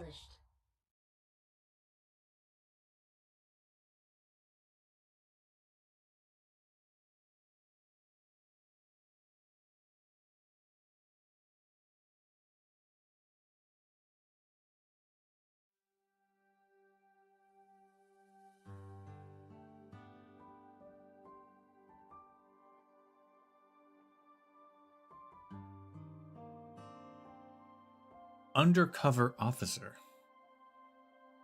Oops. I recommend the red tongue sour. They say it's made like how the Sami do. Are you mad, man? Or Mane? I'm not sure which one that's supposed to be. Ordering cocktails at a winery? We'll be laughed out of here.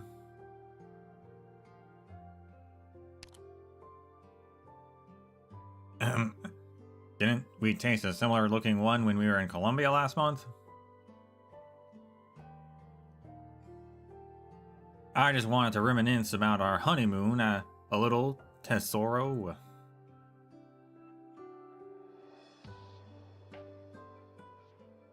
Remember, our undercover classes at the police academy, sometimes we have to be conspicuous to cover the others.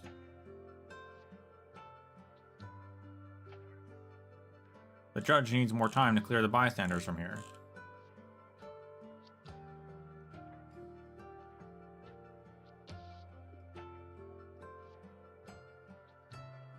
Are you sure you didn't pull that just because you wanted to drink it? I swear, Tesoro. Shush, softer, Mane.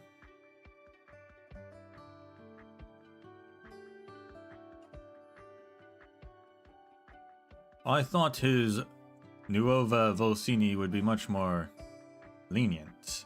Signorina, why not have a drink on me? A cocktail, of course.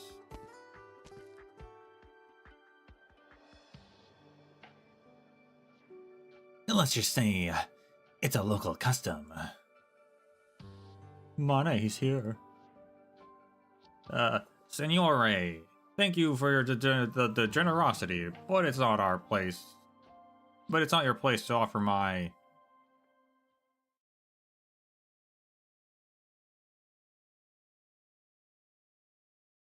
I think there's been a misunderstanding, officer.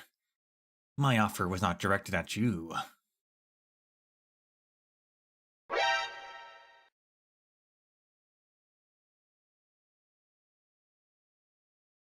It's been a while, Lavinia. Care for a drink? You've been standing in that dim corner for a long while.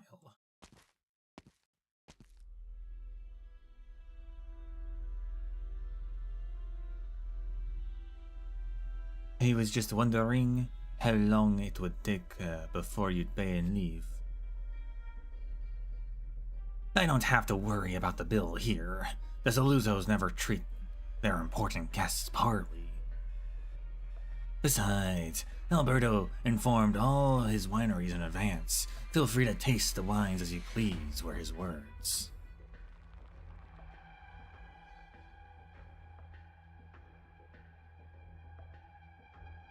I never knew you were on such cordial terms with the Saluzos. What are you and Alberto doing together? Surely you can't be working as a bartender here.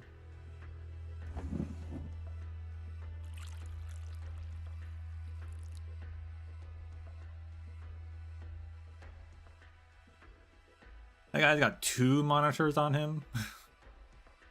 Wow. Lavinia, I didn't come here to be interrogated. I'm deeply concerned for Leon. That's the only reason for our meeting today. He's still in a coma. He's still in critical condition. What kind of answers are you expecting from me? This is not the right person.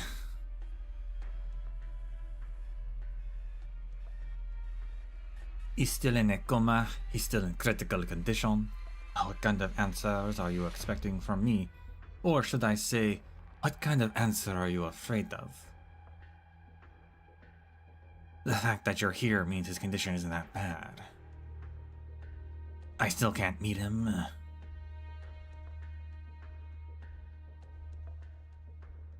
You do not have to ask a question you already know the answer to.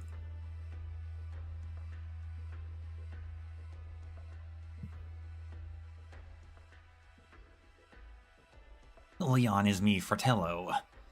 I just hope he's safe and sound. A Fratello to you. What do I keep? A Fratello to you? Or Bellone Strider? Lavinia, everyone who stayed in the Bolognes has valid reasons for hating him. I hate him too. I don't agree with his choice in how he does things today, but I wouldn't deal with him in such a despicable way.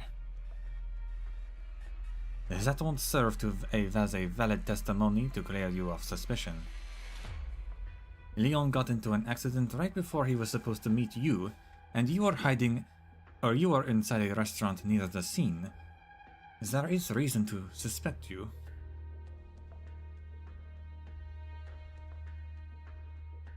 Then, Your Honor, what will you do? Haul me into your court and solely interrogate the truth for me? I know many of the customers here today are in fact officers.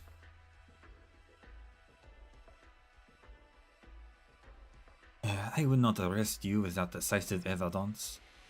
This is how the laws operate. We won't act according to the rules of the family. But my suspicion towards you remains. I will get to the bottom of this. No matter if you're innocent or not, no matter who was involved, I will get to the truth. Dimitri looks at Lavinia's determined eyes and sighs. You haven't changed at all, Lavinia. Still the same as your newbie judge days. Daring question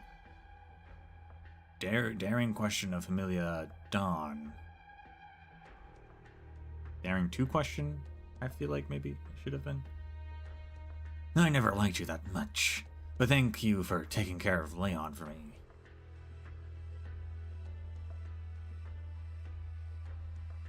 Also, I still have to say, I will also investigate Leon's accident.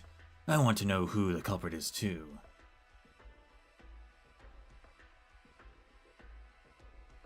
Dimitri fetches a nearby wine bottle and gently pulls the cork open. The liquid swishes within, only half remains.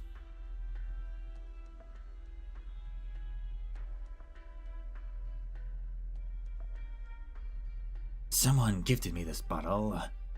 I'd planned to invite Leon to try it. He should have been the one sitting here. Anyway, this glass is on me. Can I really not see him, Lavinia?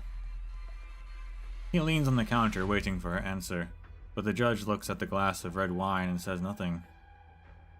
Fine. No point for me to remain here. How would you guys excuse me? Now would you, rather? Or are you planning to detain me under special procedures for the family under the new Urban Management Act? There is no more familia here, Dimitri. So I guess I'll do. Or go. As you please.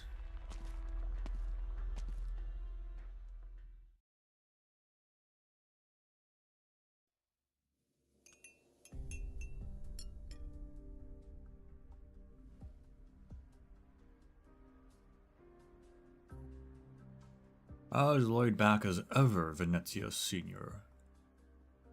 Do you men know that Don is currently sitting in an ordinary restaurant right now, while they're waiting to welcome him at the port?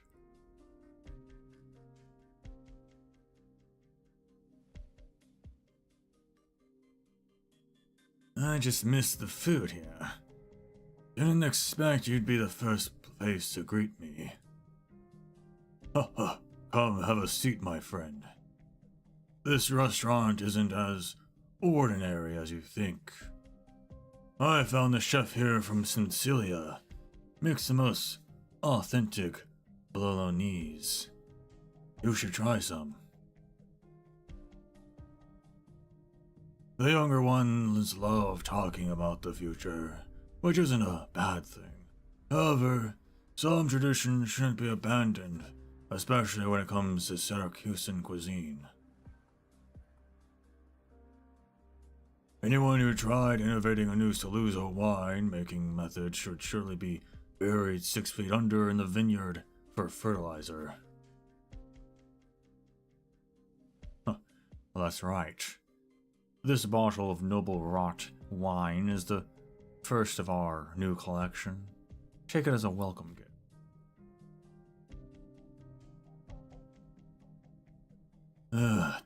1069, a good year. I can find all Saluzzo Vigno vintages and subsidiary brands on my rack, but it's been a long time since I received a bottle from you personally. We haven't been in contact much, Roberto. Just a decade. The Morettis ignored the DC family's ban on competing with the other family to monopolize the Oranginium trade, and recklessly tried to wipe us out. Familia Venezia stepped in as a mediator back then. You are certainly worthy of our respect.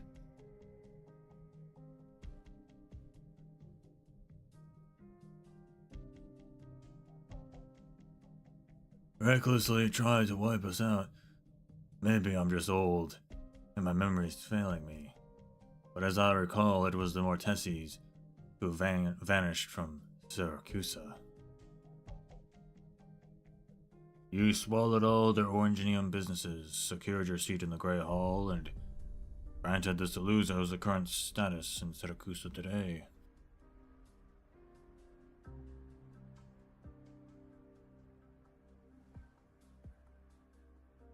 I'm sure you've experienced more like this than I have. Our sparse communication has not been a boon to us. No one knows that Signora Cecilia would think of our meeting here. Really? She banned Carnevale herself, and it's come back from the dead. Perhaps she's much more tolerant of Syracusa than we or everyone else in the Great Hall would imagine.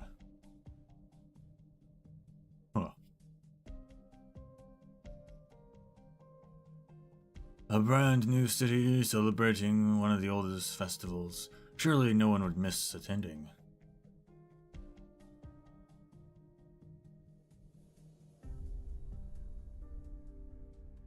The young ones at City Hall are simply doing this to declare that Syracuse will change inside out from here.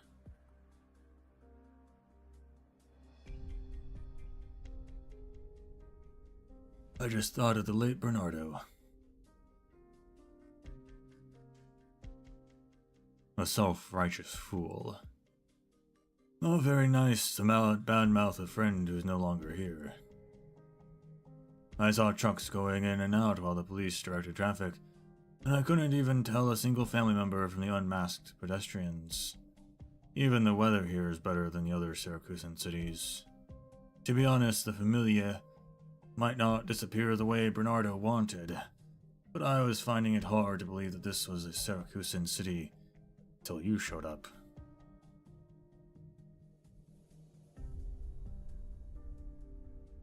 The Venezias have integrated into the city well, Signor.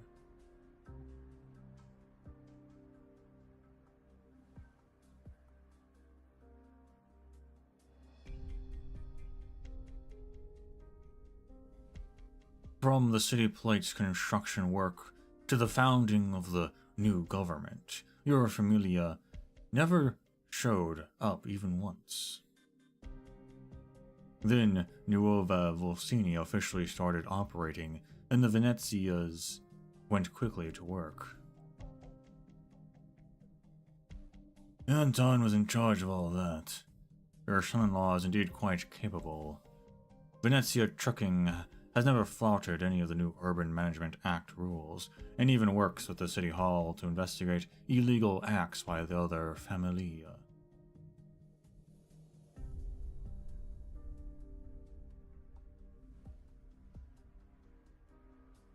The younger ones are always more eager to get with the times than we are. For time is unable to sweep the familia's stain away. You know better than me what your vehicle company is doing under the table.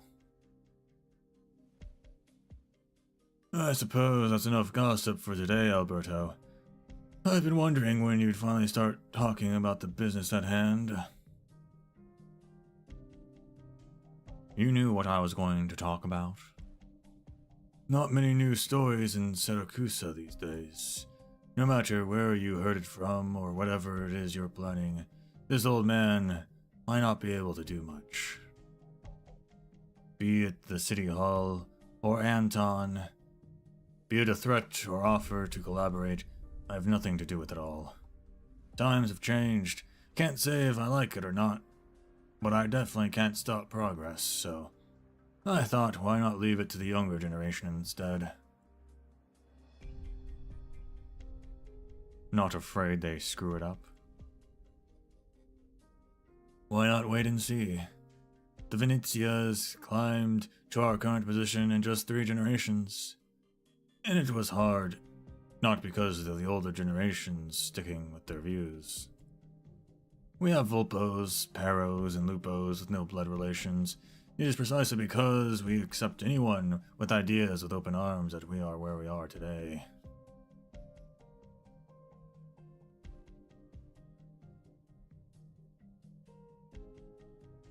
When I'm done, what I'm doing now is no different from what the old Don did.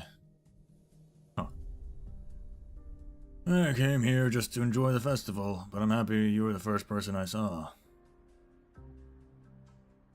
But old men like us ultimately need to act with decency. Decency. I see it's still a favorite in your dictionary. That is why we Venezias have managed to stick together to this day. The Familia's decency frames what we should do or can't do. What say you, Alberto? Anyone else and I would have called beast shit, but you. I can only admit that it's truly valuable in Syracuse. Mind getting me some spaghetti bolognese? You'd best open this noble wine now instead of bringing it back the Montelupe. I'm craving some myself after seeing you enjoy your meal. After all, I fear a chance for a leisurely meal like this will be quite rare in the future.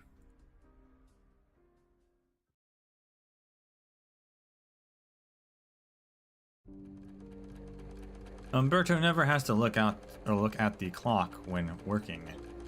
He silently counts the number of times the sewing machine's needle bobbed up and down. This is his favorite way of counting time, after bidding farewell to his past life.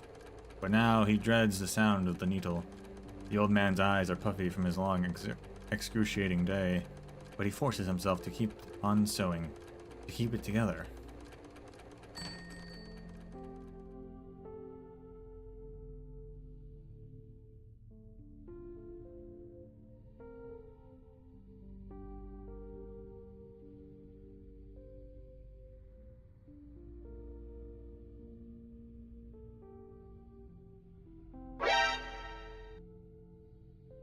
Is that you, Lucino?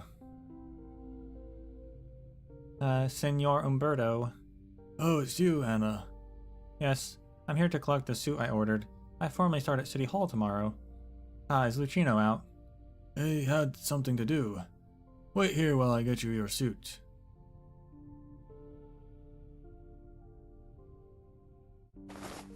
How is it? It fits perfectly. Grazie mille. No need, you paid me for this. But you used even better material for it.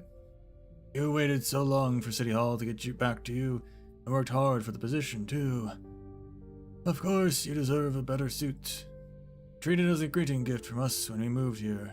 Neighbors should take care of each other. We're so lucky to have you as our tailor, Signore. Right. I know Lucino hates sitting around, and I wanted to give him his ticket to the Carnivale show contest rehearsals. It's a good seat. Could you give it to him for me? Everyone knows you only want the best for the boy, but sometimes it's good to let him live a little. He should enjoy his life sometimes, right? Grazie. I'll pass it on to him. I gotta tell you, your boy has a keen eye. When I was here last month, queuing for measurements, he was excitedly telling me which customers were important government officials or familia guys. He's so proud you were making clothes for the higher-ups. Lover boy indeed, but most of our customers, most people who look for a tailor are actually just regular civilians.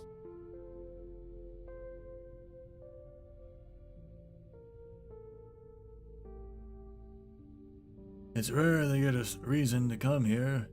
Rare job opportunity, a beautiful wedding, or even a dignified funeral. Everyone deserves the decency of tailoring, and we at Tailor de Montano hopes to operate for a long time on this basis. I admire you, Signor Umberto. I'm sure Lucino will be an excellent tailor in the future with a great teacher like you.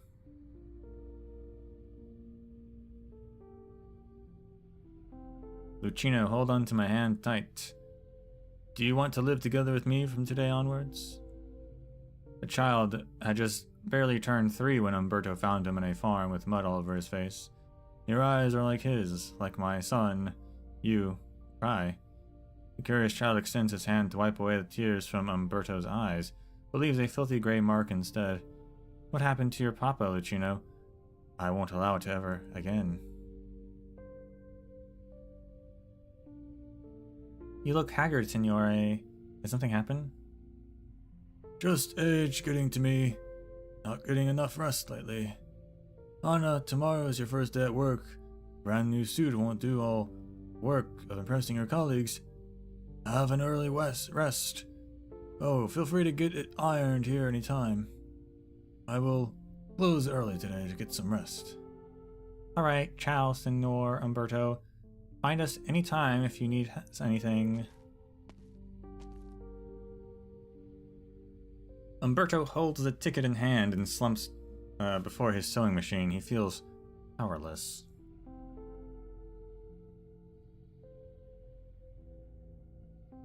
After a brief silence, he dials a number.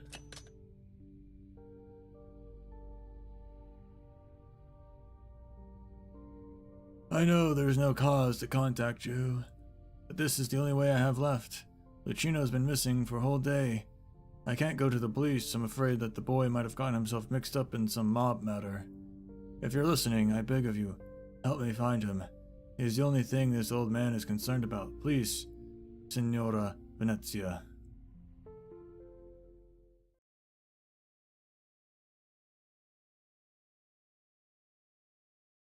Why not go to the police? Why can't you go to the police?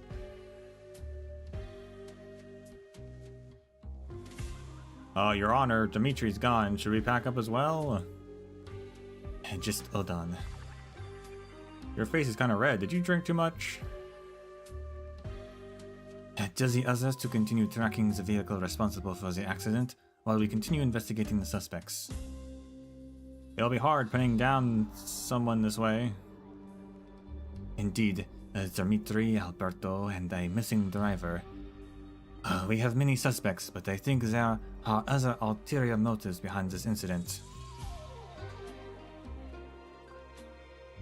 Ever since Nuova Volsini was founded, there have been many eyes on us. Like that customer who hasn't left yet. I like this background music. Lavinia looks at a corner. The winery lights are bright, but the wine racks cast a shadow in the corner with a Volpo sitting in the dark within. Her bottle is already half gone, and she has been keeping her distance from everyone this whole time, so much so that no one has noticed her blade blatantly left on the table.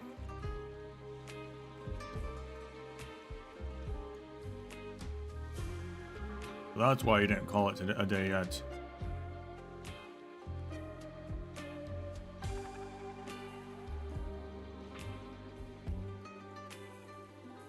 Judge Lavinia, yes?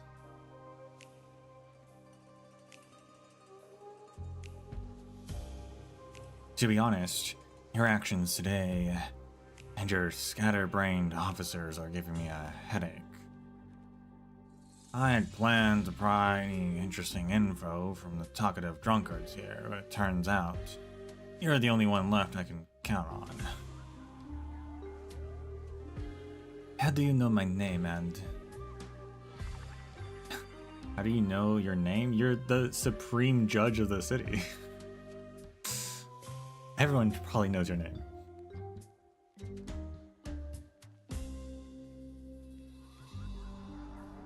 Why don't you have a seat first? Sorry, I had no intentions on eavesdrop your conversation earlier.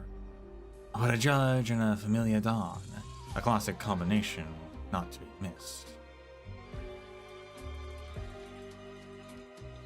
The Volpo points at her ridiculously large ears and gives a wry smile. I'm glad we are acknowledging that she has very large ears. What can I say? I don't know if a good hearing really helps. Oh, right. Ingrid, my name. Now we're even.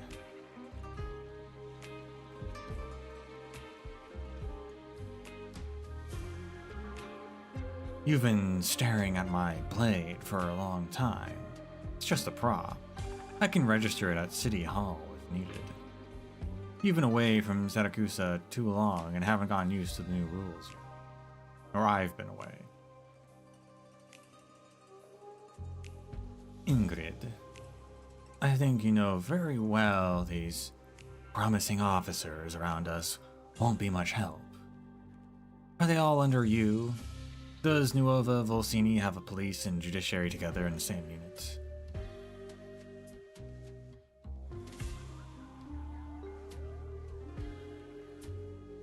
We make do with what we have in these times. They are also serious about their work. I will gladly escort you over to City Hall for identity registration, Signora Venezia.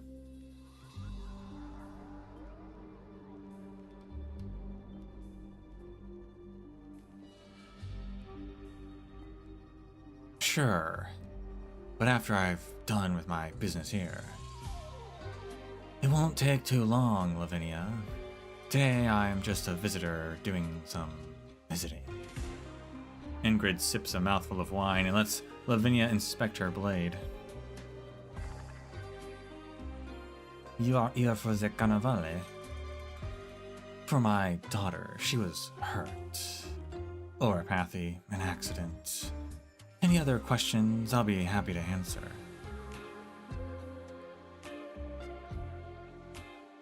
Signora Venezia, I hope you don't get the wrong idea, but this is not an interrogation.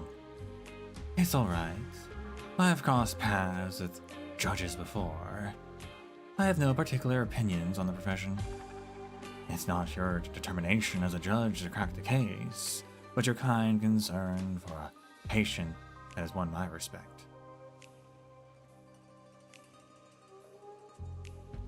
You know something about the accident, even though we've been keeping it confidential?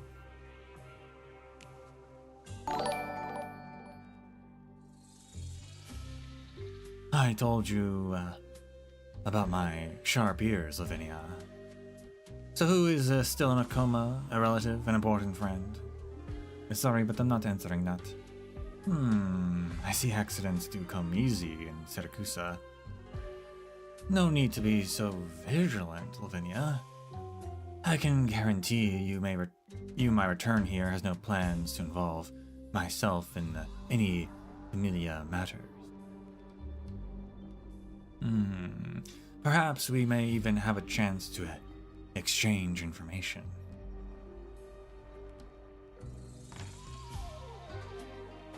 The two are interrupted by the sound of the winery door opening. The new addition stands at the entrance until the sommelier quickly steps up and humbly takes his coat.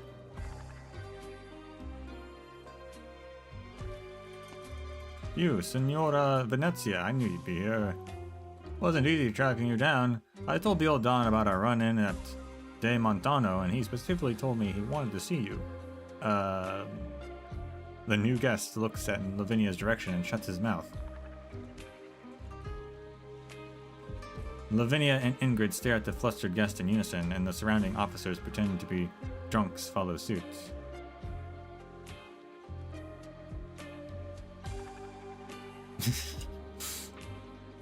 It was in that moment he realized. Tenore, we decanted your wine for you. Allow me to show you the way. No, it's fine. I just remembered something. Oh, please, just wait a moment. I'll I fetch you a bottle of our winery's newest... My Tusky's back home's giving birth today. I shouldn't miss it. Lavinia watches him hurriedly grab his coat back from the sommelier. He puts it back on and even tips his hat off to her before he leaves.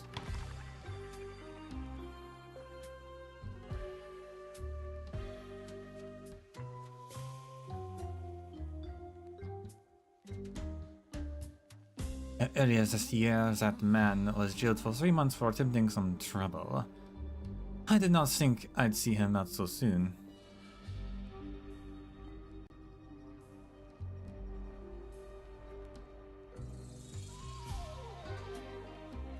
Of course, he absolutely did it on his own and had no relations with Venezia Trucking. Your Honor, I'm starting to think I should hold you on higher esteem. The mafiosi were never this afraid of a judge in the old Siracusa.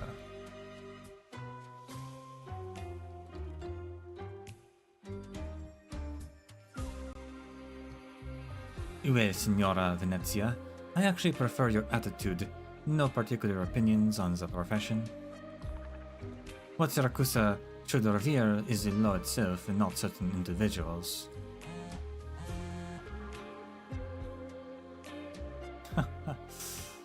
A novel idea, though I fear I must get going. To meet with your former Don? I have no obligation to report every step of my trip to a judge, but I don't wish to complicate matters for you either, Lavinia. As I said, I have no intentions on involving myself with familia matters. I have more pressing things to attend to. but I'll make sure I get them done before the identity registration deadline. Ah, you should cut down on the alcohol, too. You can't hold your liquor well at all.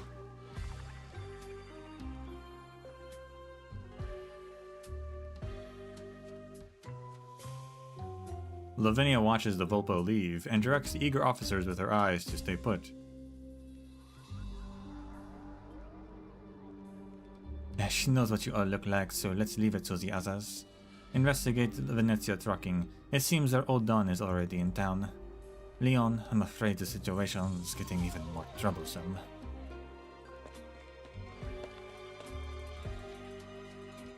Your Honor, the tech department guys just sent over some data from the scene. We need you to review it.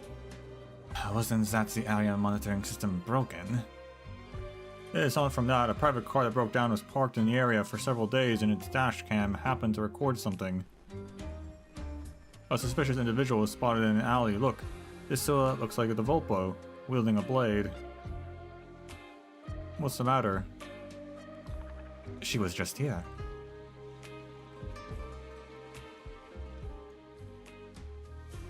A battle without an explosion or cheering makes me feel a little uneasy. Let's head back. A drink? Maybe next time.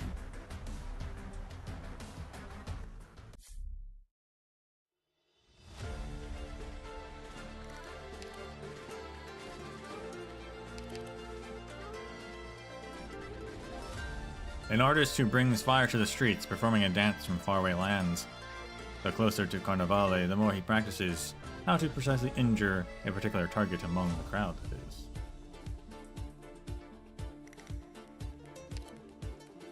One of the many balloons in the city during Carnivale makes a loud bang when pierced, though it's not a gunshot, it can still make the crowd go wild.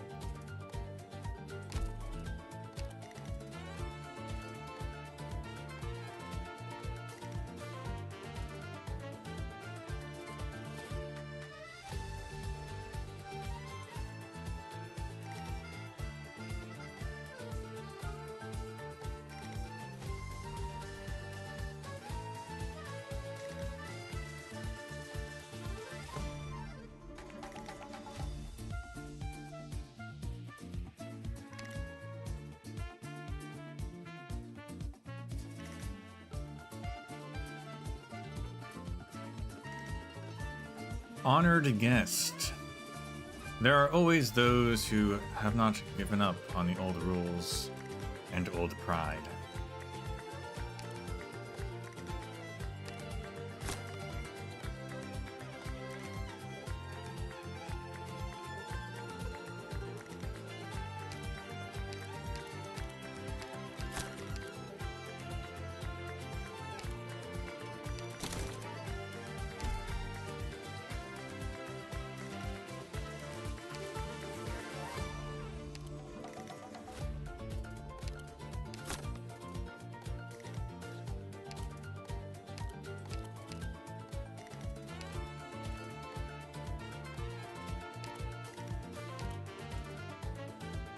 Let's see what we want to do with this one.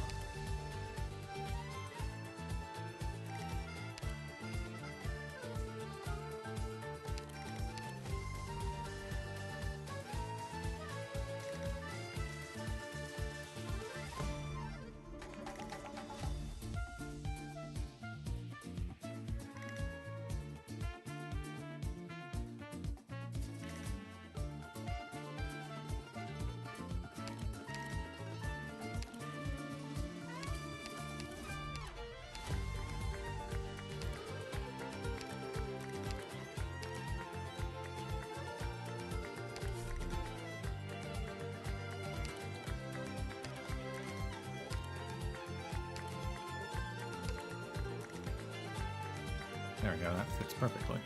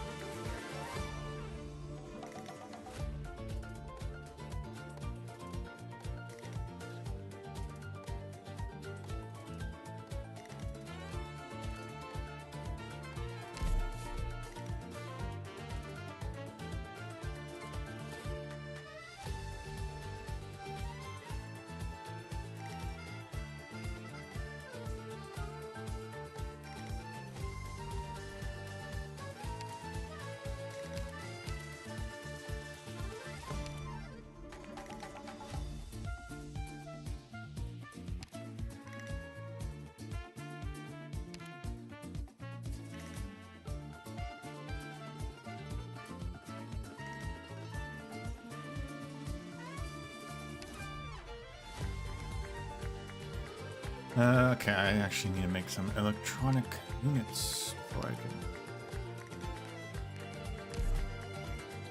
finish upgrading that.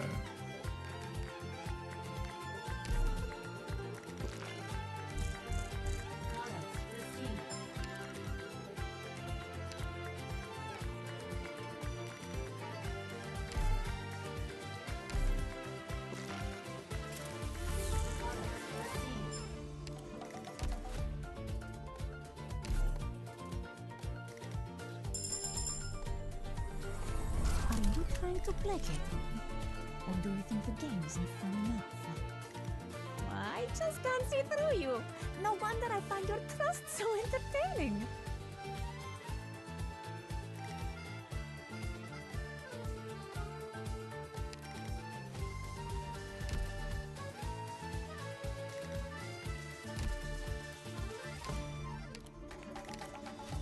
Where stand Alright, we'll the give skill 3 a wilds? try.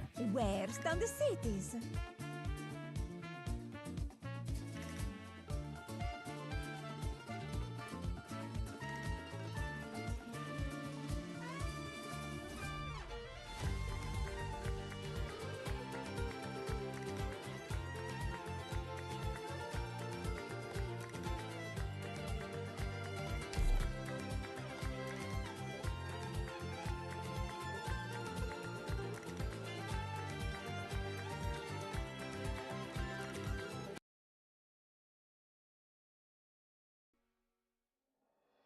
November 7th, 8:30 a.m.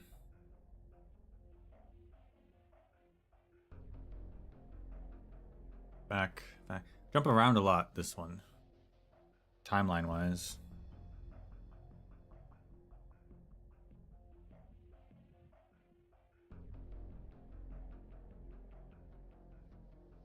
Judge, Lavinia, the Volpo is sighted in this area. She's a sharp one, practically stays in a new place every day. We investigated every place she's been and only figured out her approximate location.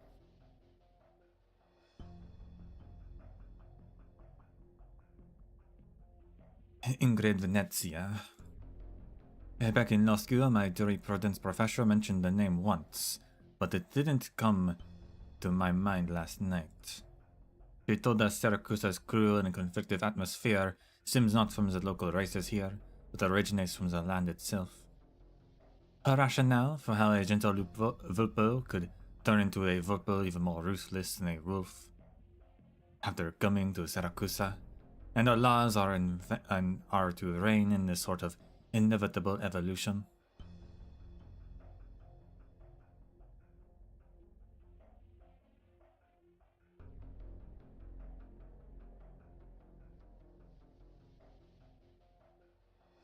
Ingrid has more than 20 criminal records spread out between 5 nomadic city courts, each one corresponding to a spike in the Venezia's influence in the area. Yeah, so she's not from Syracusa. I mean, is she from Higashi? Ingrid's not a Higashi name, even less than it's a Syracusa name. But then she has Venezia as her last name, even though she left the family. Her husband wasn't Venezian, was he? I thought her husband was from Higashi. I'm not sure which one's which anymore.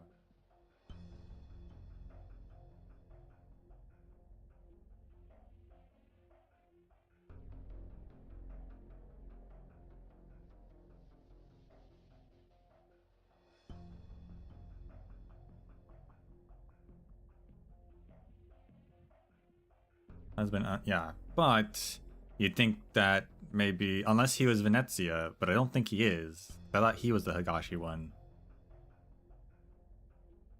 You'd think she'd have his last name or something, instead of the family the mafia family she left.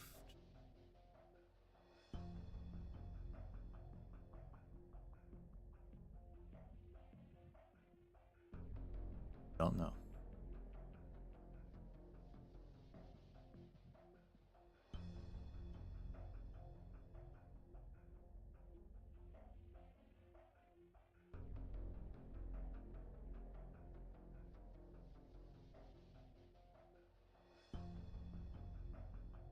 Maybe her character record probably explains it. Hopefully. The Familia has always tried their best to keep her away from any revenge killing or court trials. Rumor has it that Venezia Senior even favored her more than his actual daughter. But in 1094, Ingrid suddenly left the Familia. Or maybe they'll explain it here. Left? More accurately, she defected. Venezia Trucking expanded their business to Tourney, then Familia Tancredi was actively provoking the other side so they could plunder the local alloy deposits. The conflict intensified and eventually escalated into a gang war. The two Grey Hall Familia were practically locked in a cycle of violence, and they even tried to put a hit on Venezia Senior.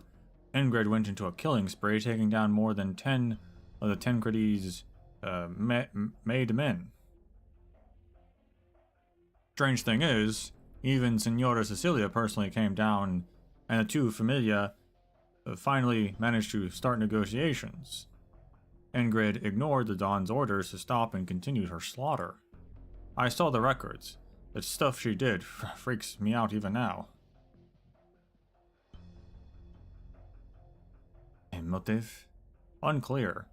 Anyway, Ingrid basically challenged Signora Cecilia's authority with her actions, but vanished without a trace after that.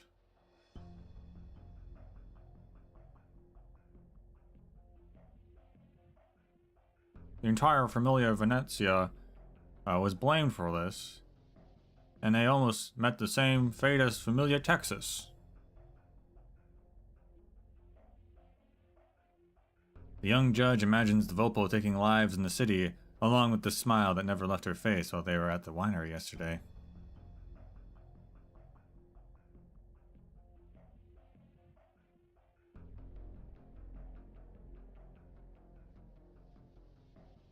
Judge? A top killer from a Familia with many murder cases under her hands suddenly appearing in Nuova Volsini, right in the time for Carnevale. We can't let her move as she pleases. You mean... The Familia here have all passed their background checks. Every member and weapon is registered and strictly regulated. Someone like Ingrid is likely to act as another person's blade, regardless of whether she knows it or not. We need to capture her first at all costs. Oh yes, but this area is huge. We still haven't managed to nail down her exact location yet. If the information about her and her daughter is accurate, I'm sure she's headed towards a certain place. Lavinia looks toward an inconspicuous sign not far away from them. Rhode Island branch office. Oh snap.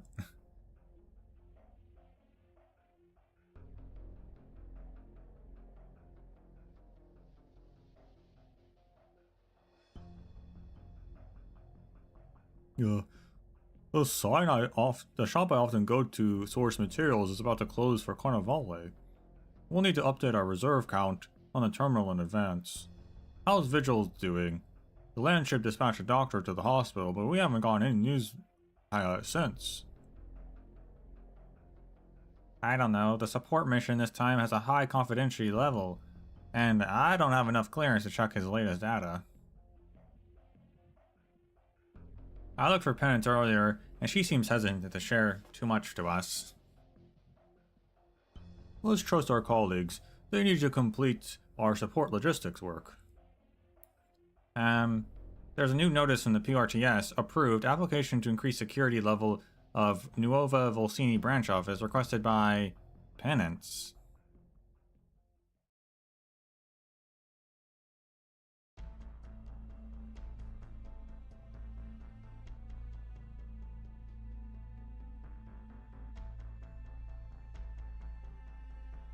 These Rhode Island safe houses are here too.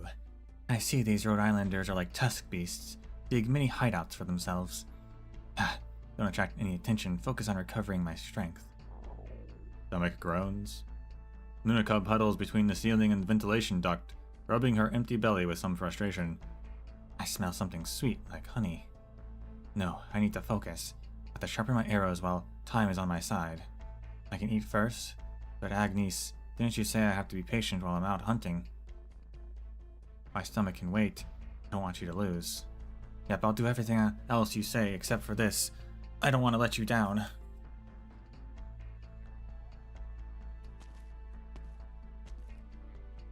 Luna Cub hides in a corner, grabbing her bow and taking aim almost instinctively. Not a wolf, it's the kind of smell that Agnes hates.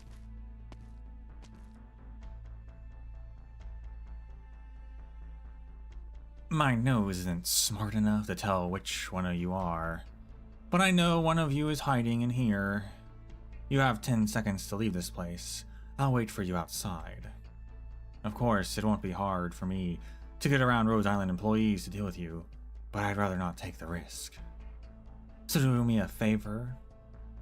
I'm trying my best to avoid leaving a bad impression on Lisa's co-workers.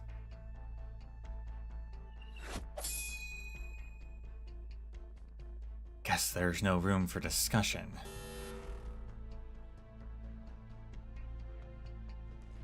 A timely response. Interesting. I suggest everyone puts down their weapons now. We've sealed the exits and activated all defense systems. Let's not make it any worse. You set a trap for me? Trap? It's just our regular security system at work. Rhodes Island truly does not disappoint. I assure you, we're just protecting our own assets, ma'am. If the two of you could just wait a moment, the government will soon take things over from here.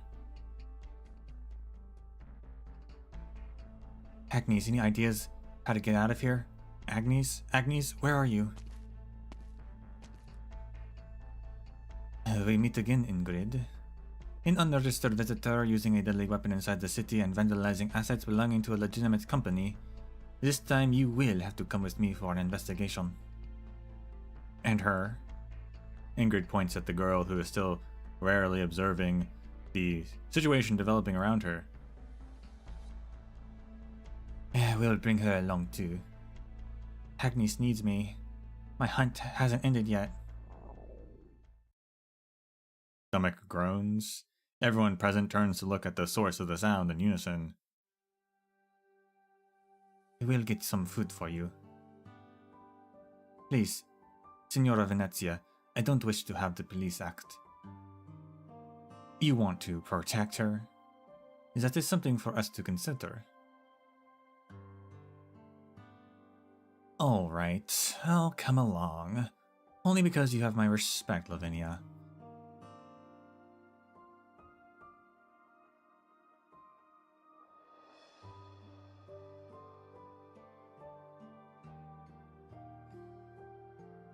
I was wondering how Luna Cub was going to end up not dying to the game. Although, even if Ingrid doesn't do anything, she's still at odds with Project Red. I'm not sure how that's going to turn out.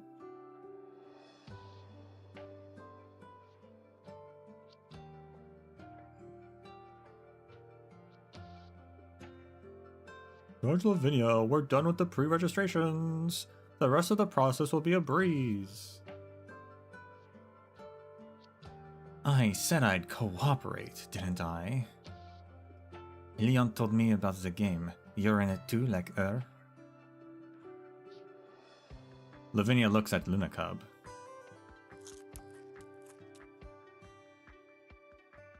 Razzie Millet for the honey biscuits. Luna Cub gobbles down her food as she keeps her eyes on everyone around her. So can I leave already? I have important things to do. I'm no Fang, Lavinia. I told you, I'm just a mother in search of justice for her daughter. Hands off my bow. Judge, shouldn't we take her in? What if... Don't worry, I know what I'm doing. Remember me, Luna Cub?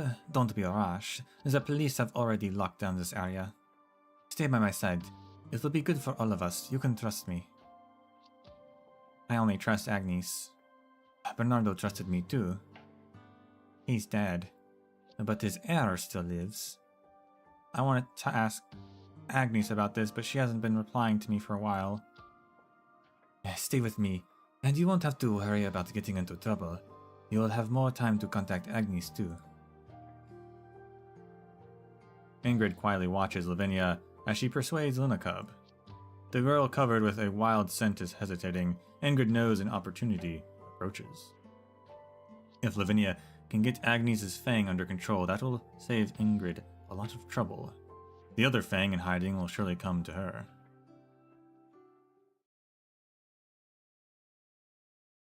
If you notified me earlier, this misunderstanding we are having could have been settled in a much more decent manner.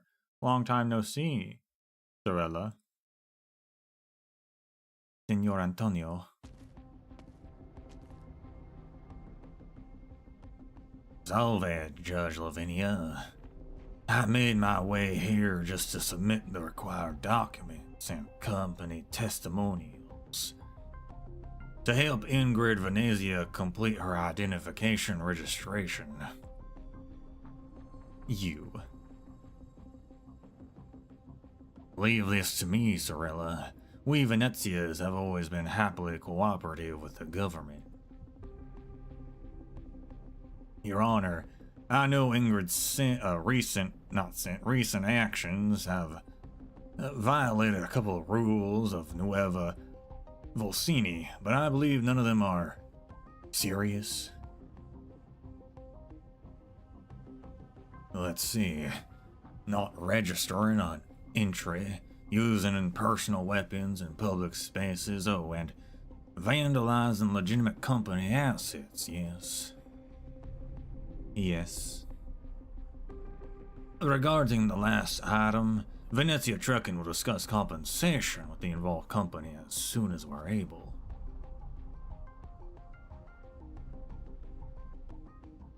Signor Venezia, you can just tell me what you want. Bail, I like to bring my sister back home. Everyone misses her so much. Wait, Antonio. I don't want to drag the family in. There's no need for you to fight in City Hall for me. It's not just for you, Sorella. It's the Familia, too. You may have your own opinions, but Papa and I still regard you as one of ours. I want every Venezia to have a clean record in Nuova Volsini. Besides, there's no need to censor the word Familia here.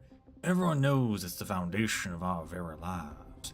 Nuova Volsini just wants a declaration from us. Forgive me for my candidness, Judge Lavinia. I understand your company's enduring cooperative nature with us relies on both sides being honest with each other. However, are you sure you want to stake the entire company's reputation to vouch for Ingrid, Signor Venezia? Why not? It would have been the same with old Don.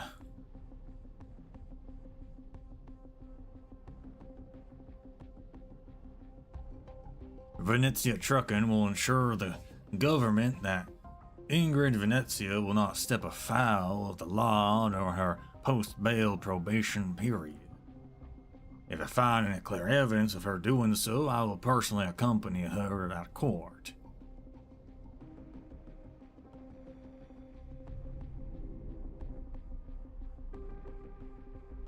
Lavinia's head hurts. The other's party request does comply perfectly with standard procedures.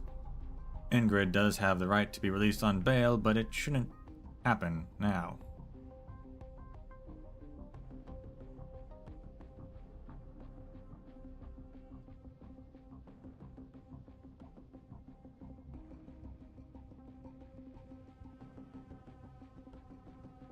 Is there not a system to withhold bail? Because you can do that. Some places do that. I cannot refuse you, can I? You really excel at dealing with the government, Signore. Because I know you're not the inflexible type. After all, I can clearly tell you know our little friend here with the huge bow, and you have no problems with her actions either. She's also a child.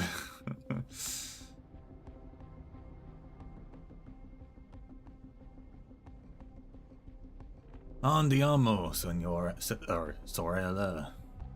Someone else will handle the formalities for you. I know why you're back in Saracusa. We can help you with Lisa's matter.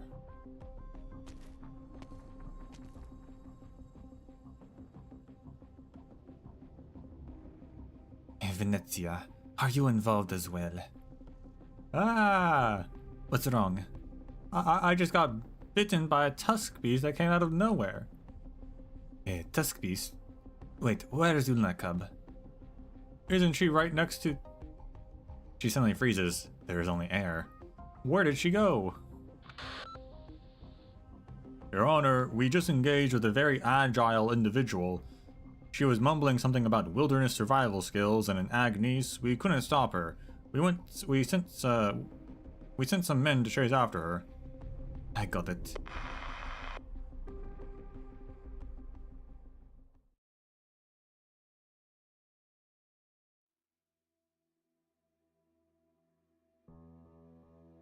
To be honest, I thought we'd never get a chance to see each other again until the Familia started considering an expansion in Hagashi, sister.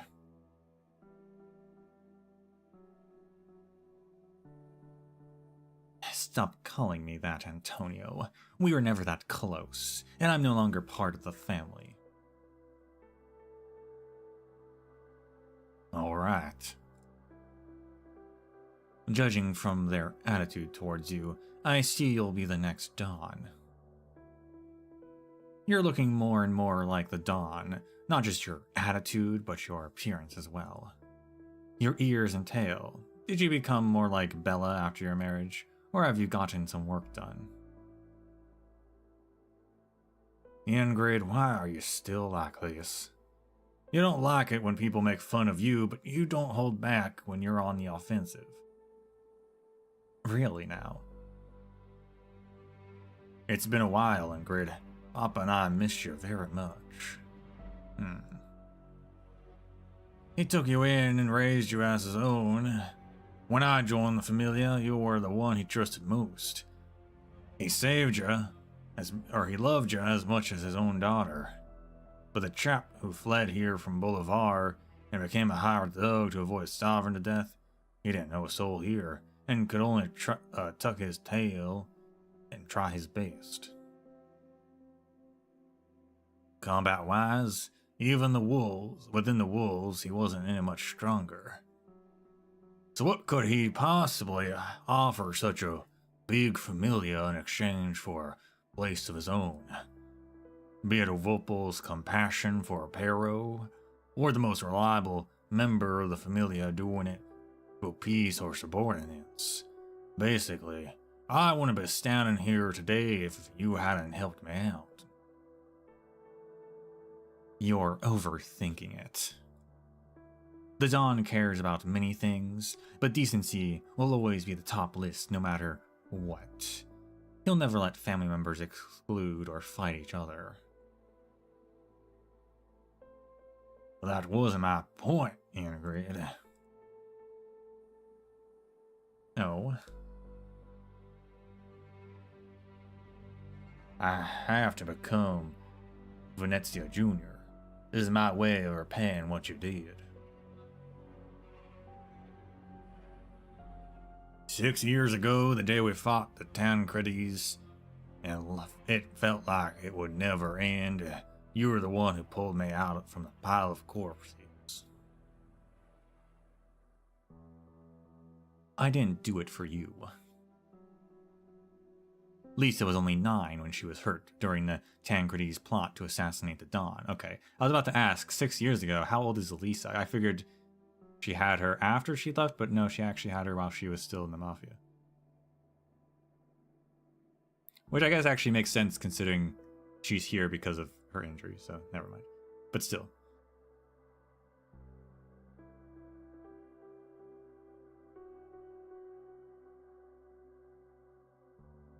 I don't care who orchestrated it.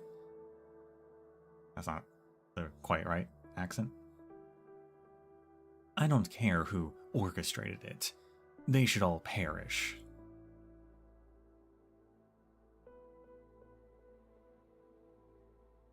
I know. I'm just admitting the fact that you saved my life.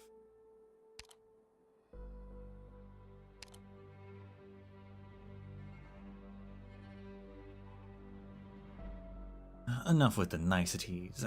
Both you and him have more important things to deal with. When I had just arrived, I was collecting information when I overheard some wise guys at the bar bragging about your achievements. Antonio went with Venezia Senior and asked to meet Signora Cecilia, and then sat at the negotiation table alone, even though the other party gave him a hard time. He still managed to save a factory for in tourney for the Venezias. Look at you now. Got what you wanted. It should have been you instead. But you insisted on going your own way and escaping Syracuse. You may be a Volpo, but I personally think you're more of a Syracusan than anybody else.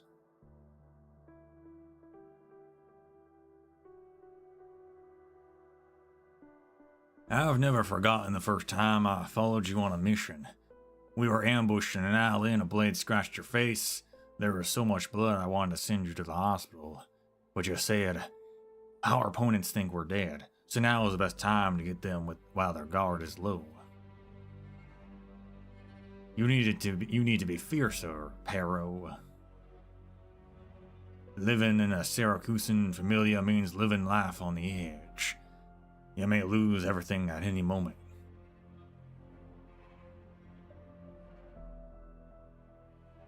If you aren't prepared for this, then you better run back to Boulevard. You always did everything better than the rest of us. You were my role model. So I don't care that you went on a trip and got married to a Higashinese man whom we've never met, or how you suddenly came back with Lisa in tow. Okay.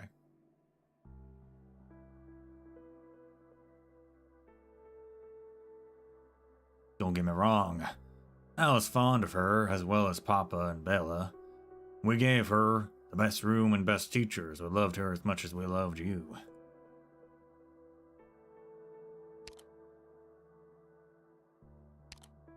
Papa often said the Ragazzina would only make you stronger instead of becoming your weak spot.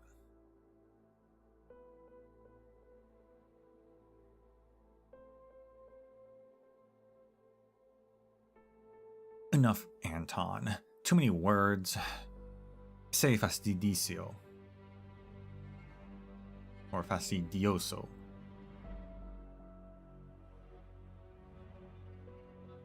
I didn't come back to wax nostalgic with you. Just tell me who hurt Elisa. It won't even wait until you see our father again. Come back and help me out, Ingrid. What happened with Lisa is something the Familia owes you. I'll definitely help you. I don't want anything to do with the family anymore. It's the best way forward for both sides. Listen to me, we took great pains to establish a firm foundation in Nuova Volsini. A brand new city, a new set of laws. There are many things to attend to. Papa's old, and there hasn't been any use worth pinning his hopes on. You know what he's like.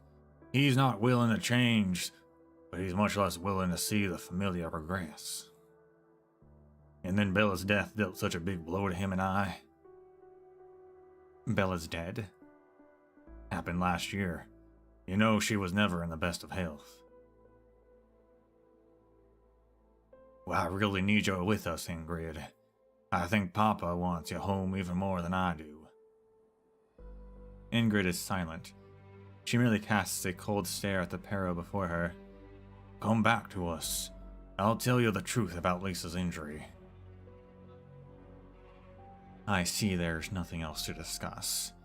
Grazie mille for separating me from Lavinia on your own accord, but it was not necessary.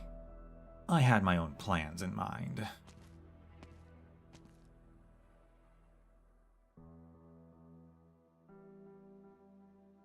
Ingrid waves her hand and turns to leave. Ingrid, I knew you were back on your first day here. The Familia has never forgotten you. Also, I saw the Familia crest stashed away in your pocket. You're not as sure as you make yourself look. The Venezia's doors are always open for you. Well, you're already a true blue Syracusan yourself.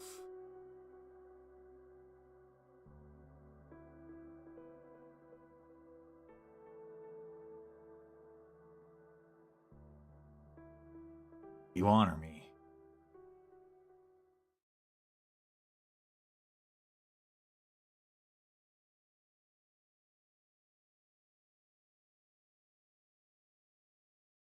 Wait, Ingrid, got news you might be interested in.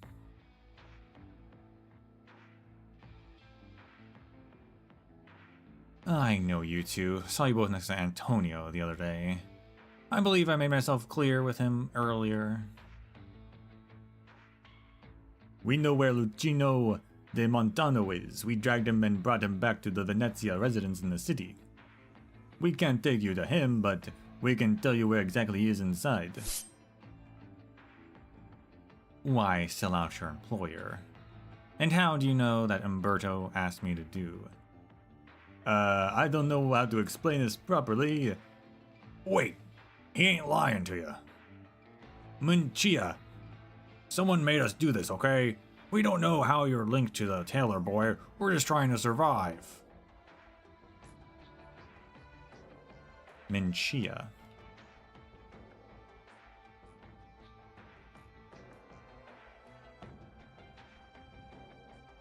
An Italian curse word. Checks out. Survive. Explain everything clearly on, or you can kiss your lives goodbye. Ingrid knows how to use her blade well. She knows when to take someone's life with it, and when to make people believe so with it. Unfortunately, Capone and Gambino have no idea she's using it for the latter right now.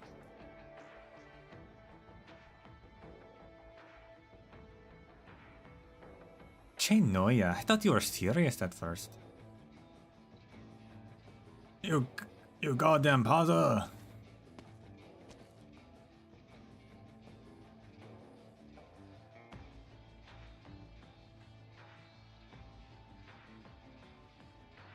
Pazza.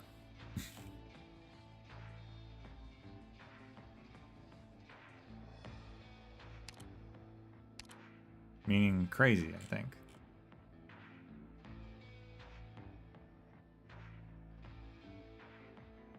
He's got a sturdy neck, so you might have to put your strength into it. Lapland Saluzzo. Oh, you know me. We met once. You've grown up so much, but I remember that smile of yours. We've met. I don't remember that.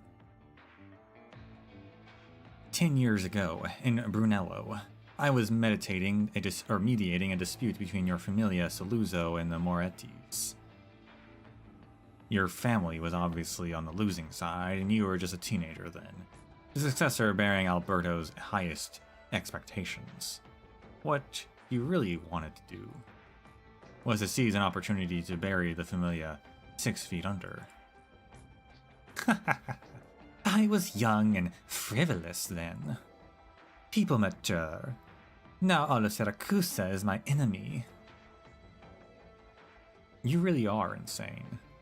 Must be sarcasm with that smile on your face. Why tell me this? Is there a conflict of interest between the Saluzzos and the Venezias? Why would I care about the Saluzzos' fate? The little tailor owes me 2 suits is all. When you see him, do pass on the reminder. It's rude to keep your client waiting. I'll ask him about it. And just so you know, You're such a boring Sirakusen, not quite as amusing as a mother.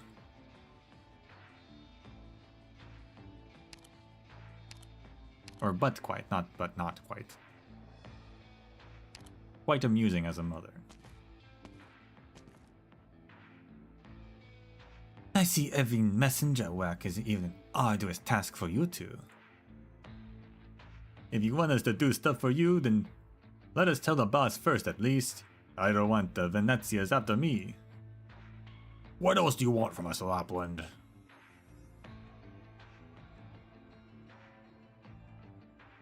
Wow. I did not think that the both of you would be so willing to work with me. Relax. I'm not interested in poaching men from the peril.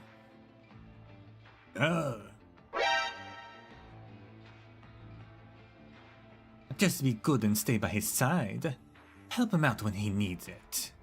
And of course, I'll reward you by divulging where the missing truck is. The one you have been looking for. Just what are you up to?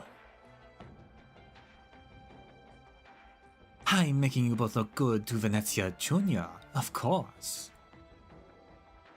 Don't you deserve it? Gambino, I've got a feeling we're gonna end up fed to the fins for real this time. Yep.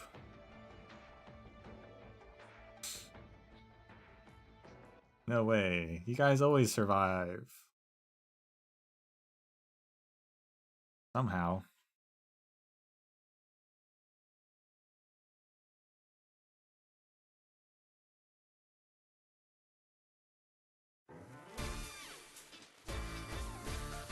Live up to duty.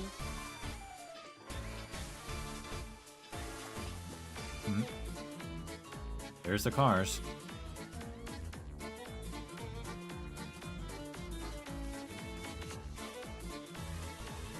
A new challenge.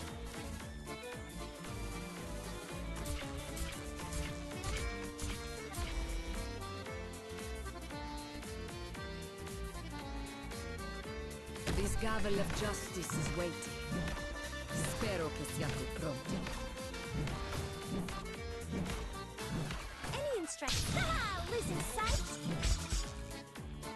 Roar. A word I've not heard in a long, long time. Your weapons are right at your fingertips. Why wait?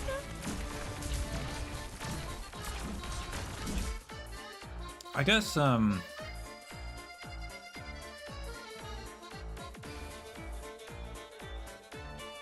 blocked characters are considered stationary too, huh? So she technically has block priority. Lapland. The show With hasn't this started, skill. and this place is already such a riot. Or not this one, but the other one. Look around. What are you waiting for? The crowd. Clear skies for teaming. Rain. The law is a means, not. Ah! Losing sight?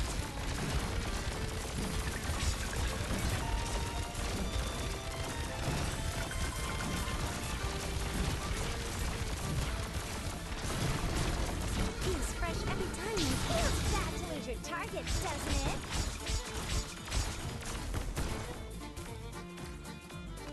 You create a diversion.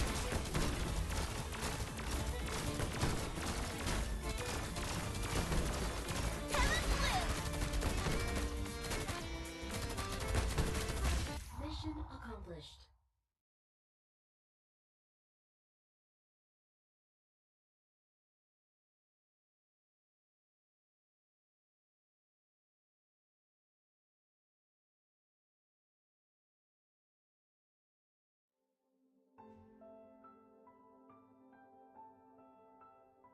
November 7th, 11 a.m. Signora Venezia, did you just say my child was taken by the Venezia wise guys?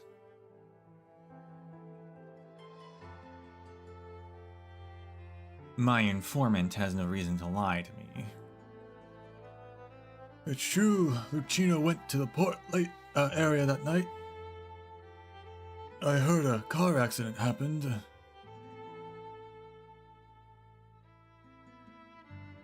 Yes, I was nearby as well. I'm guessing the Venezias are involved, and if I'm not wrong, Lucino should have discovered something.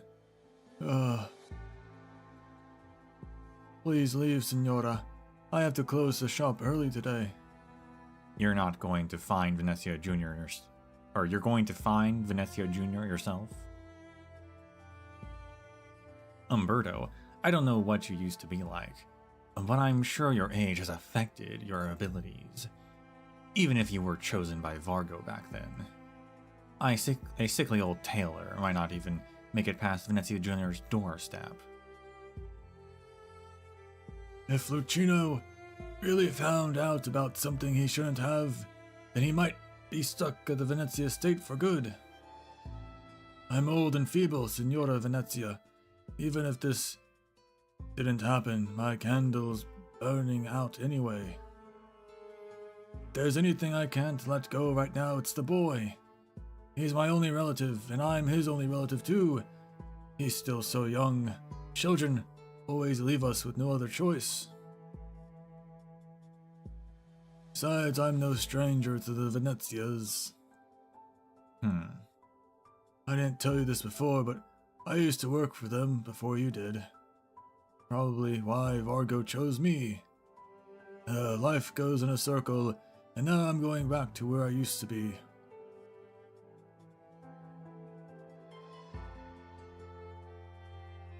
I'll go with you. Signora, this has nothing to do with you at all. I'm already very grateful you found a clue to his whereabouts, and came here just to let me know. I know you had an unpleasant split with the Venezias because of what happened with Lisa, so you go back just like that, you'll run into all sorts of trouble.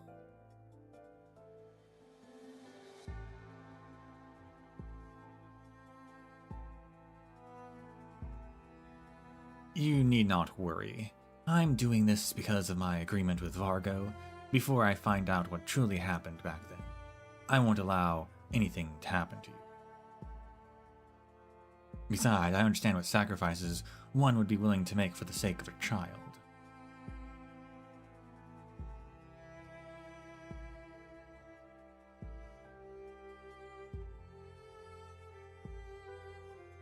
Is someone there? Can I leave now? A child?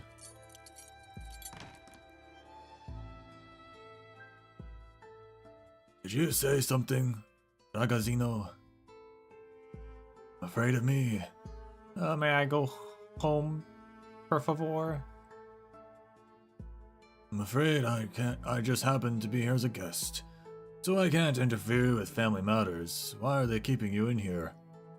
I don't know, but if you can't let me go, could you at least contact Umberto de Montano of De Montano Tailor Shop for me? Umberto? He's my no-no. He'll get worried if I'm gone for too long. I have some medicine for him, but I got from the shop, which is he really needs, if I can't. You're worried about your no-no? Follow me. The Venezias always treat their guests right. I didn't think I'd meet a friend on this trip. Lucky for me, I like it when it's lively. Do I just follow you? But those people outside... They're also busy catering to me, their guest.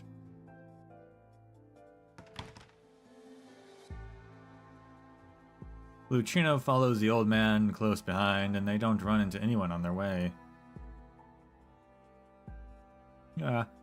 Who exactly are you, if you don't mind me asking? Stay close, boy. It's a big place. We're almost there.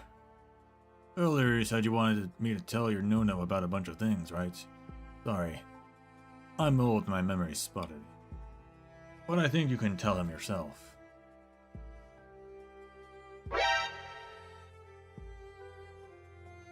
Umberto, I envy you for having such a loving grandson.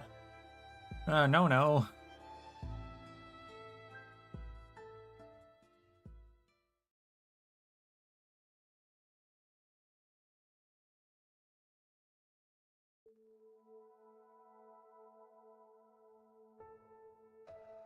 Lucino's head is full of questions. Has he interrupted De Montano's business? Was his Nono worried sick about him? How did he know to find him here? Umberto only casts a glance at Lucino. The old tailor doesn't say a word. Have a seat. I'll decline. My legs aren't as good as they used to be. Sitting down is easy, but getting up is quite difficult. Alright then, you said Ingrid came with you. Where is she? You left after learning you were the one who found Lucino. She really trusts you. Alright. When did you move out of Montelupe? You left without even a word. I just thought there wasn't a need to do so. Time hasn't been kind to you. The ragazzino told me you're ill. It's not serious, though it's bothersome. My eyes and ears don't work so well anymore.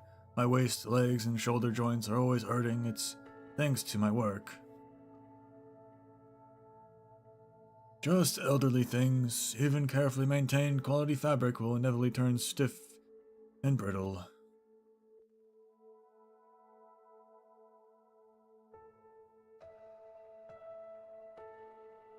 Take care of your Nono, boy. Don't leave any regrets.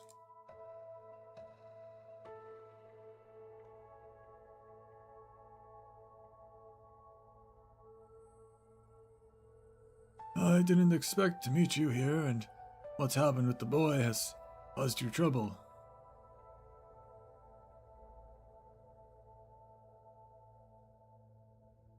Hardly. I came here for Carnivale, and happened to bump into your grandson here. No, I know, Lucino. Let me handle this. Antonio should have acted in a more decent manner, and I've sent someone to find him so he can explain himself to you. Antonio, a terribly common name in Siracusa, but right now Lucino could only match it to a single face. Antonio Venezia, the head of the Venezia Trucking Co. Senor Antonio.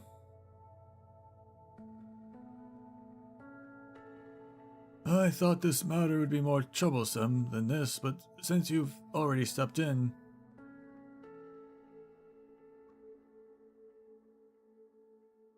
Umberto, you lack the patience of your youth. Antonio has to explain himself to you, and once that's done, I can also rest easy. Do you want to meet the owner of this place, boy? No. There's no way we can possibly refuse, is there? Just treat it as a favor to one of your regulars. Vecchio amico.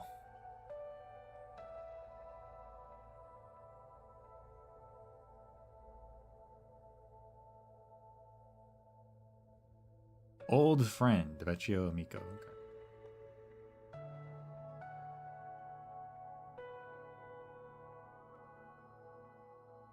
I was asked before to make a suit for you.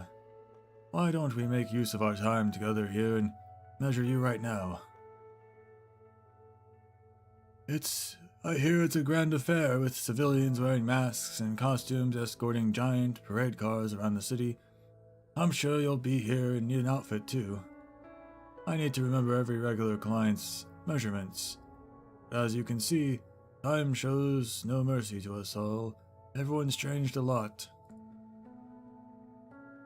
I've been relying on Lucino more and more to help me write down things I often forget about.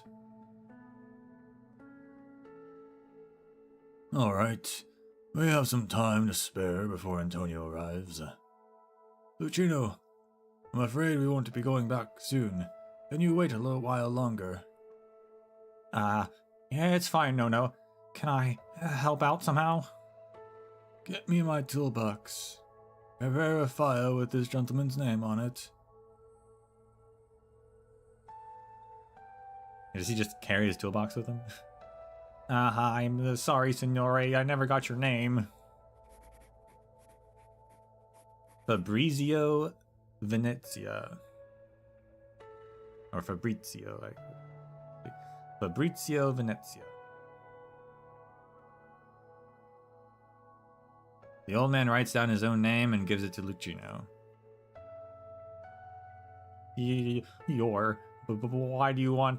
Why did you say you were a guest? Hush, Lucino. Just do as I say without a word from you, and do what we have to do. Signor Fabrizio is but a client to us right now. Would you allow this boy to serve you as my assistant, Signore? He's been wanting to work on a major client.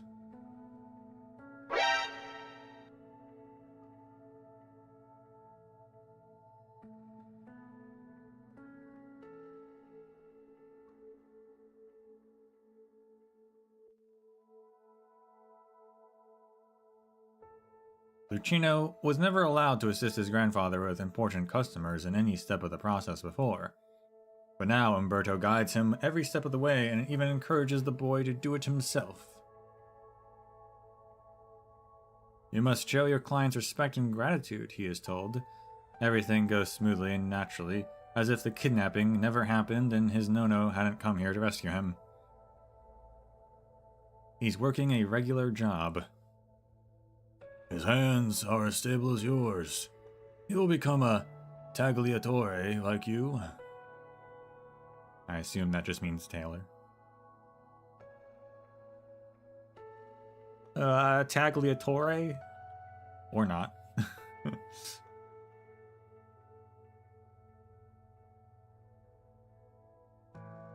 I see you never told this child about your past, Umberto.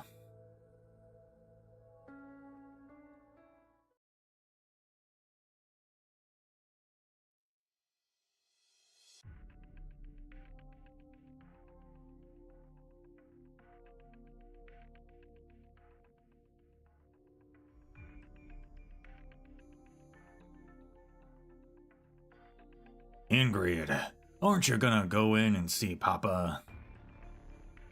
So long as the Don is with them, Umberto and Lucino won't be in any danger. I just have to make sure they walk out of here safe and sound. You know that's not what I meant. You're the one who he needs to see. Involve an innocent child in familia affairs. I don't remember the old man ever doing something like this. He wasn't brought back here on my orders, but I won't deny it. I would have done this anyway if his presence truly poses a threat to the familia's interests. The familia's interests, or yours? Is there a difference between the two? You've changed quite a lot, Antonio. No, you've been away from home for too long, Ingrid. This is Syracusa's 23rd nomadic city, a piece of uncultivated fertile land. I've sown seeds here, so I'm obligated or obliged to ensure they mature for a ripe harvest, no matter the methods used. It's also why I'm urging you to come back to us. I know you're capable of, and we need you here. Anton, the Don won't like this. He'll be mad, of course. He just summoned me inside, and I can guess he has a lecture in store. But do you think he's angry because I got an innocent boy involved? No, he doesn't care at all. He's just angry I wasn't stealthy enough, wasn't proper and decent enough. I'll prove to him with actual results that the Venezias can establish two sets of order at the same time, one on the table and the other underneath.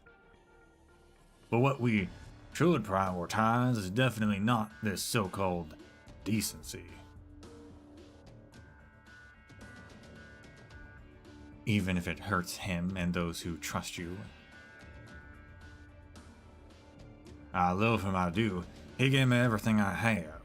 I think this is the way I can repay him for that, no matter what it takes. And you got one thing wrong, Ingrid. I've never changed. Never changed. Is that so?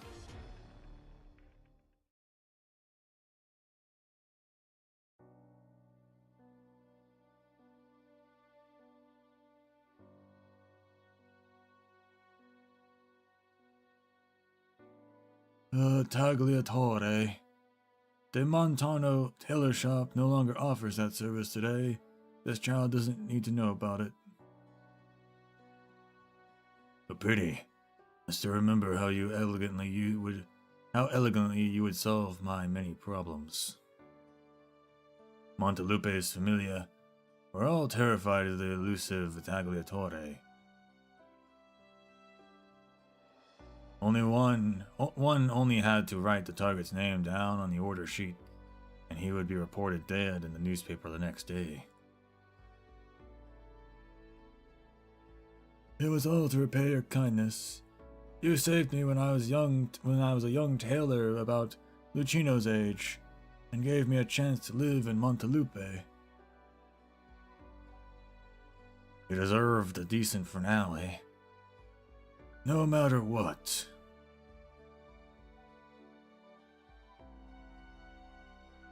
You've always been so good to me. Lucino is having a severe headache. They are indeed talking about his very own grandfather, but it doesn't seem to match up with the old man right before him. A lot of headaches in this event. Right. What happened to his parents? Your son, Luca, right? Yes, Luca de Montano. Parents. Lucino seems to have asked Umberto about them before, but the old man always dodged the question. He had tried to read his grandfather's eyes, but the old man only focused on his work. Luca was a good boy, a wonderful, sensible child with a talent for tailoring and willingness to bear any hardship. He was already a pro in his 20s. The regulars were all fond of him. I had planned to hand over the shop to him, until one day his body was discovered in a vehicle leaving the city early in the morning.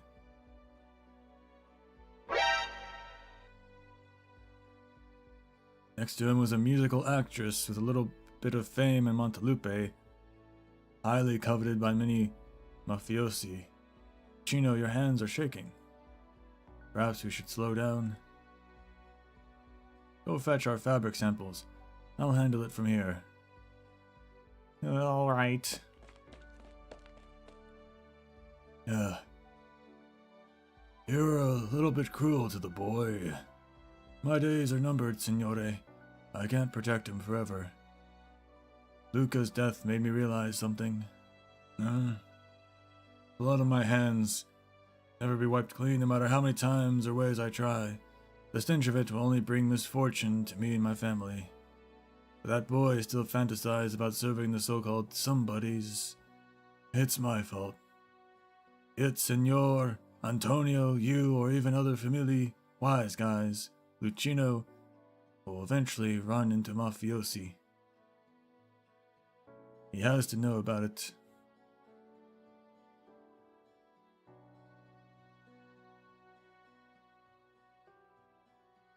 You see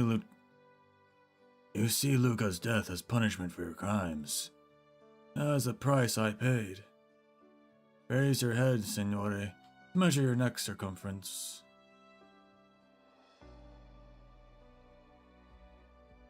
No, would sometimes stay at the workbench longer than usual, and his hands would tremble non-stop. He teased Lucino on multiple occasions. The shop would have to close down if Lucino wouldn't learn the trade in time, but now his grandfather's hands are steadier than he has ever seen. Lucino watches him pull the measuring tape. He starts from Venezia Senior's shoulders, then his arms, chest, waist, and legs. Lucino knows his nonno's attention has been on him the whole time.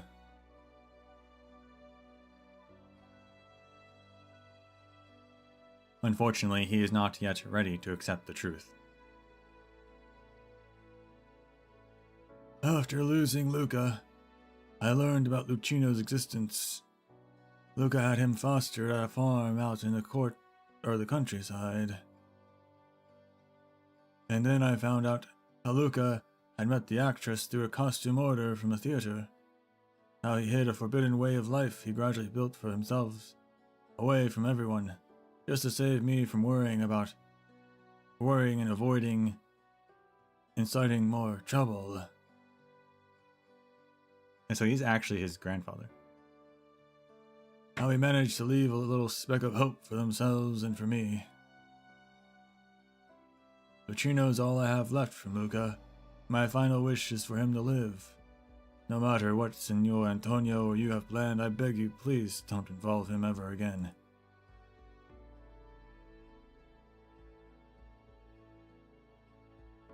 No. Lucino does not know how to react.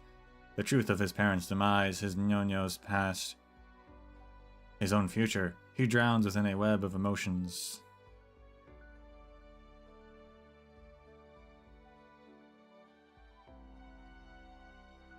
Please raise your arm. Sure. Signore, I do not ask anything of you. I only have a selfish wish to give this child some time, to let him carefully observe how a tailor works. How to measure, how to cut cloth, how to respectfully receive clients, and how to stay away from a life that he doesn't belong in.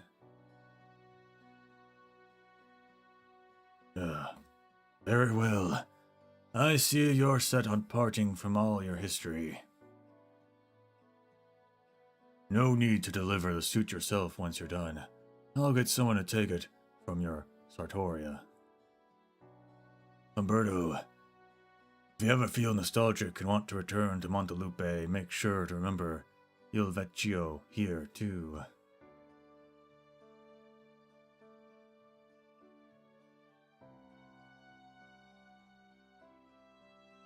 The old man.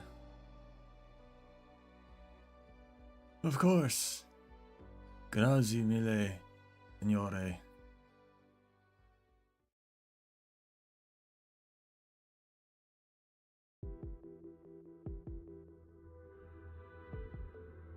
So you have no intentions on letting that ragazzino go?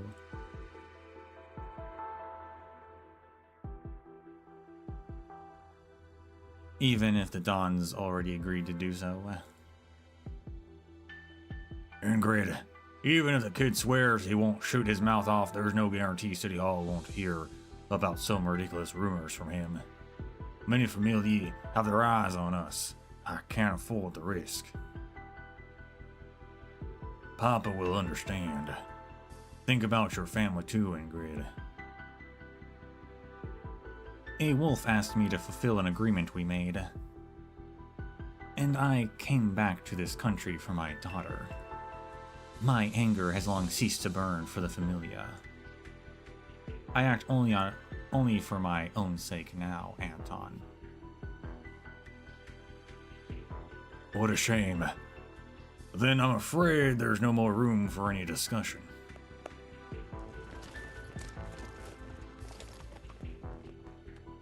You think they can hold me off?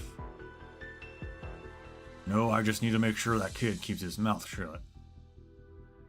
Anton, answer this question. When you bailed me out and said you knew who was the culprit behind Lisa's injury, were you telling the truth? Absolutely. I never lied to you, Ingrid.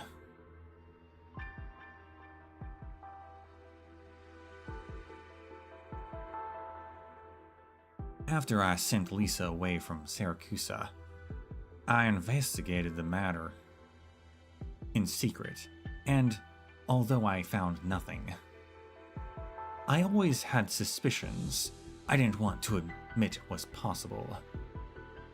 Though I don't think you'll speak any more on the subject, for now at least. Forgive me, but I can't tell you anything right now. No need. I'll find out eventually. The blade falls just above Antonio's nose, but he retains his smile.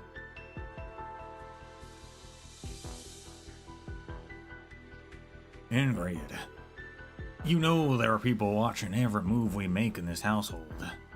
Such indecent behavior from you.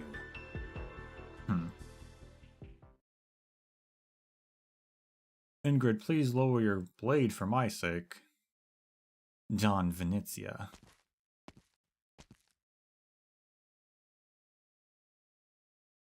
Long time no see, child.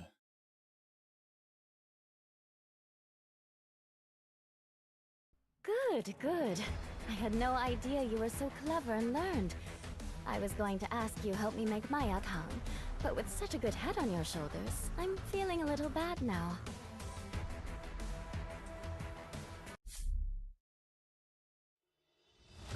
Oh, right into a intermission.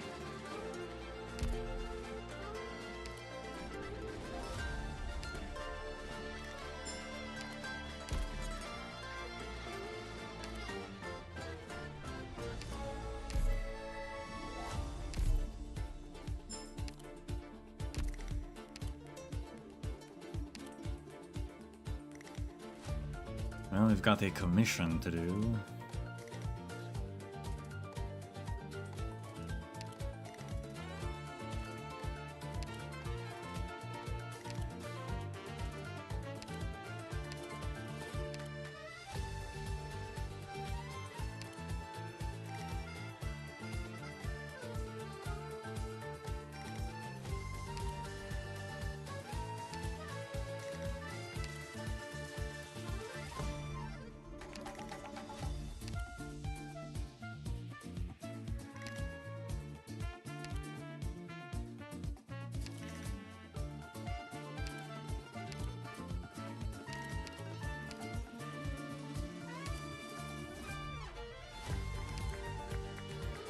How do we get... I need to get that line... Ah, I see. Yep, there we go. An achievement already, wow.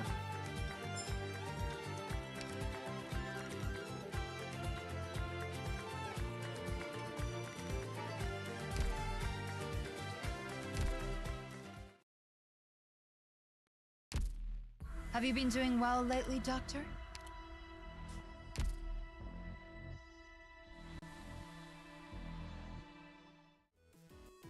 Well, there we go.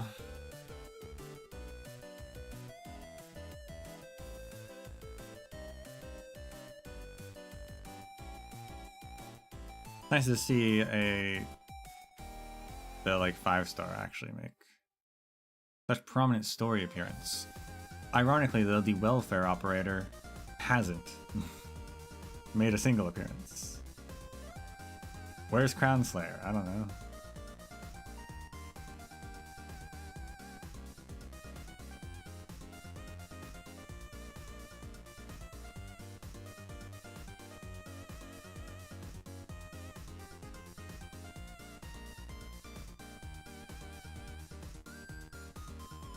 Maybe she'll show up after this intermission.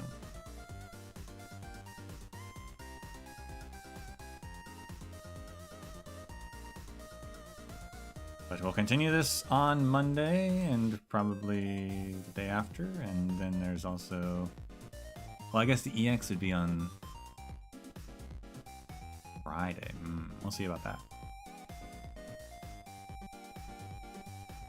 But we'll finish this off next week.